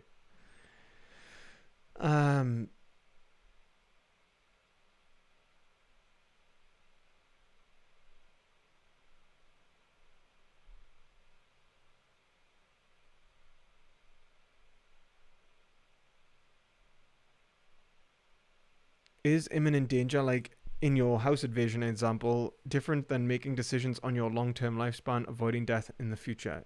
Yes, I would say that some massive differences are the capacity for decision making, and this is something that I think is vitally important in terms of police training and things like that. So putting someone in a high stress environment without training and expecting them to act rationally is absolutely nonsense.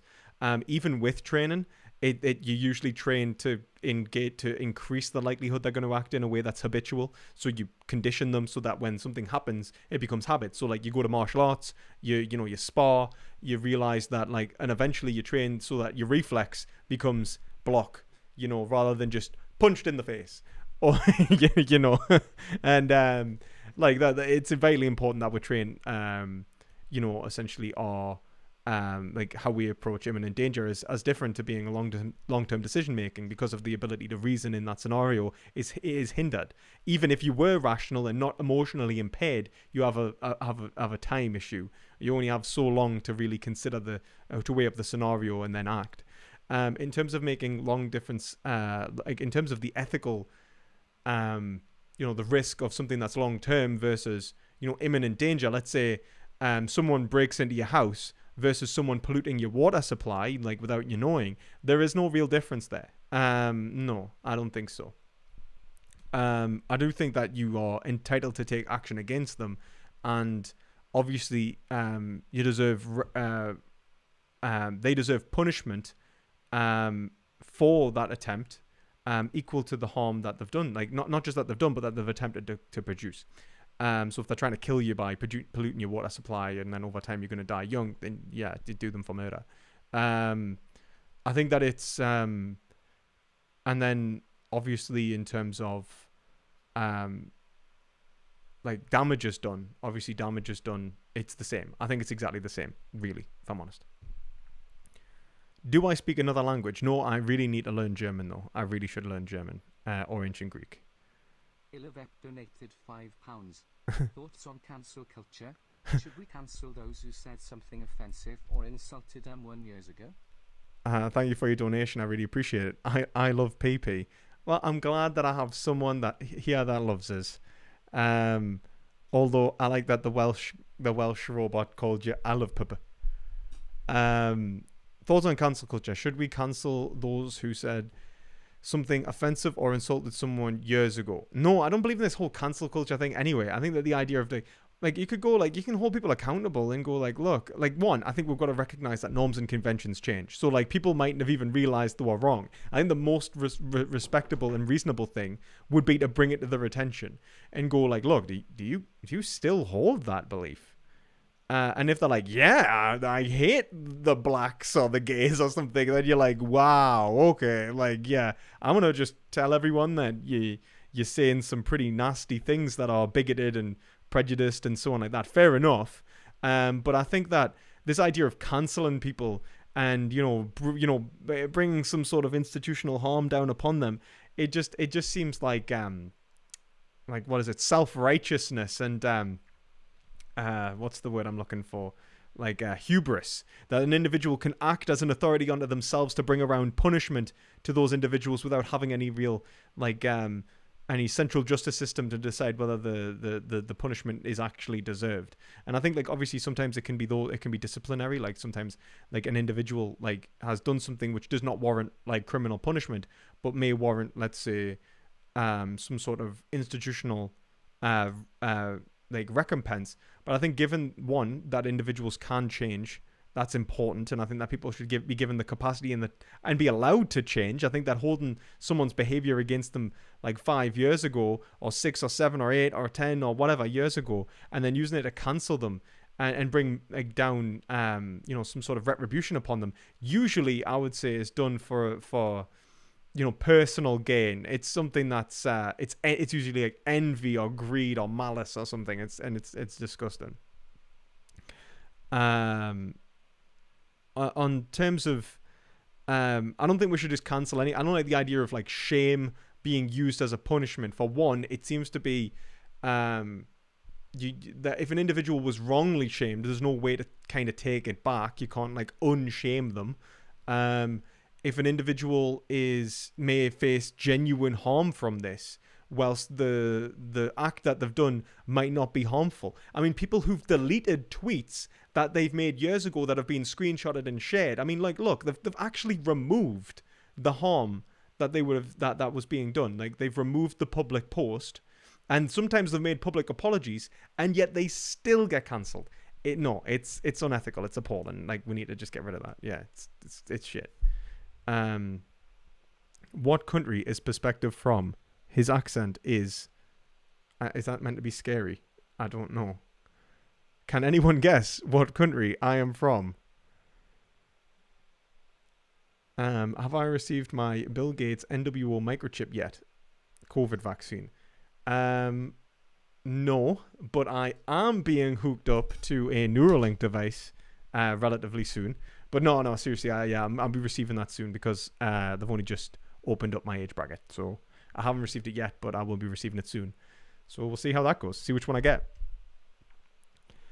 I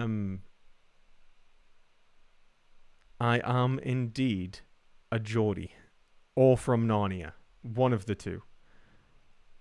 I'll check that out. Medical nihilism. That's interesting.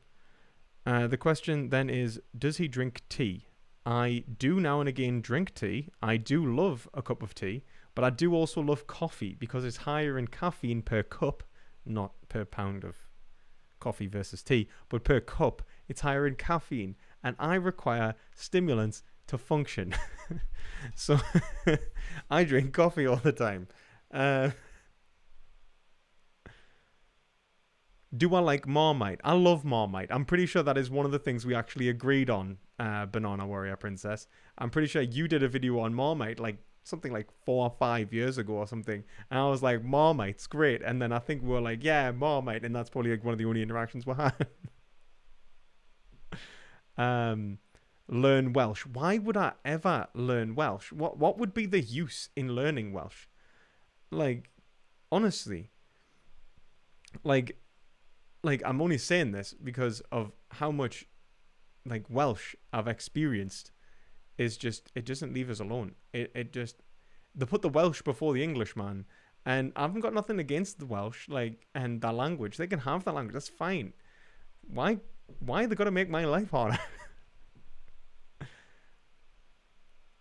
So killing an animal to avoid starvation is equivalent to killing animals to get a compound that will increase your lifespan by any number of years long term.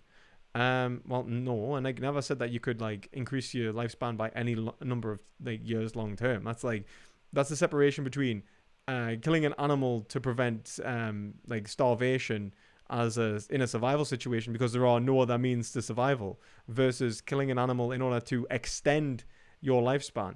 I think that if you were to say like there are no other ways to obtain that medication, it's necessary to prevent you from dying like young or something like that.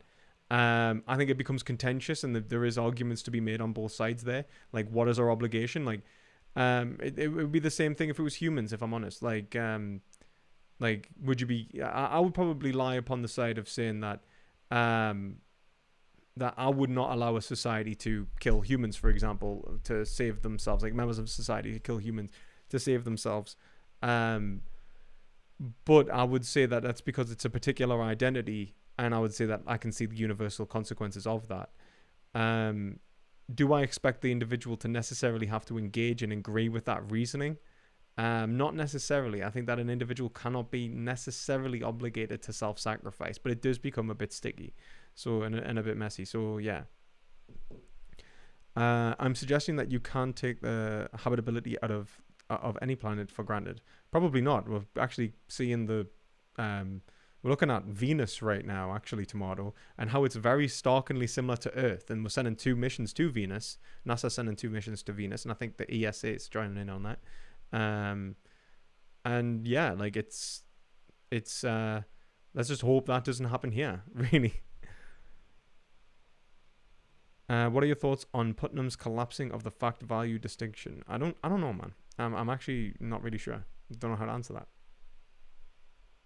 I haven't really got enough knowledge of Putnam's position to answer it, so I'll have to have a look and I'll get back to you.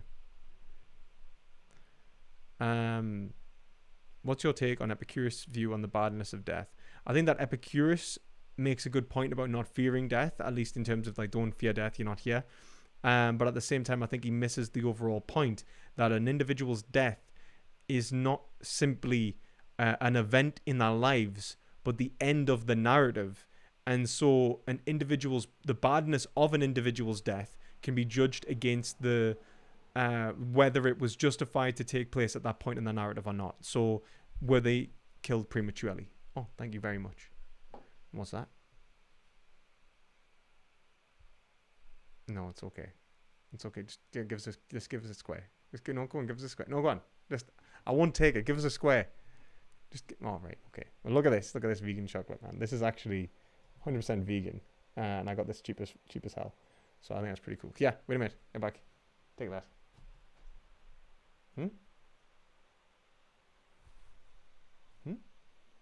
The marshmallows is fine. No, it's okay. There you go. It's alright. I've ate it. Don't. It's okay. It's okay. No, stop it. Alright. There you go.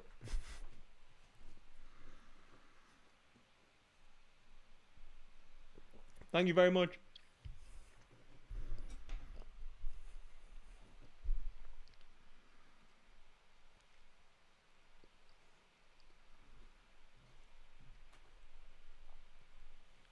The land of black and white. Absolutely.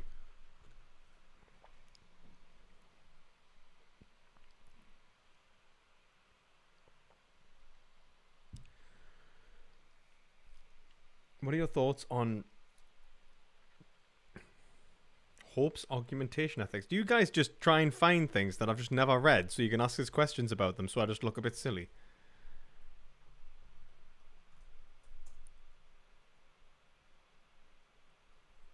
I'll have to check that out. I haven't heard that before, but I'll definitely check that out.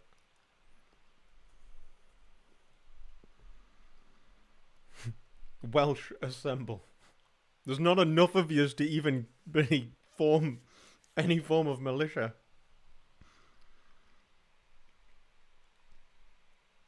No, Dave's always going bonkers. Man keeps calling us out for a debate and then never debates us.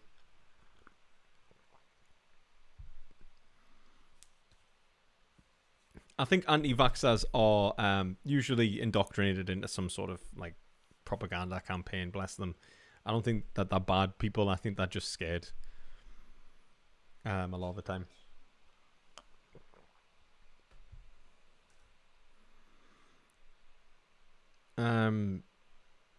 The ethics of vampires is quite complex, though. I don't think that an individual, like if I had a vampire baby, I would probably let it murder someone if I needed to, because it's my baby and I'm obligated to my baby.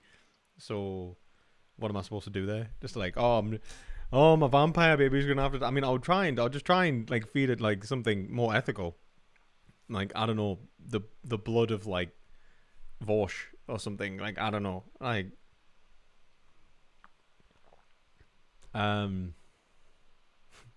Colonists only eats meat eaters.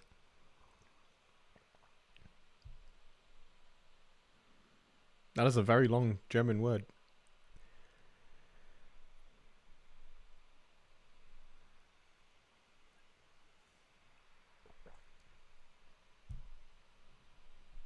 Oh, Elliot, it's okay. I'll be ending it soon, so you don't have to worry. You'll catch up eventually because I won't be here. There's plenty of Welsh for the militia if you include the sheep. The sheep are the biggest threat, both existentially and physically. Physically? Militarily.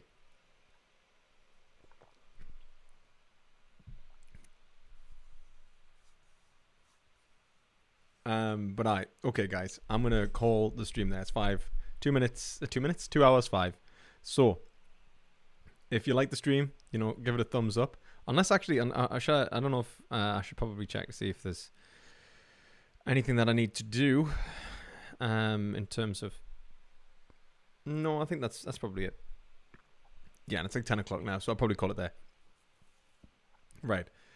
Excuse me, guys. So if you like the stream, please give it a thumbs up. Consider subscribing. Check out my course, An Introduction to Western Philosophy.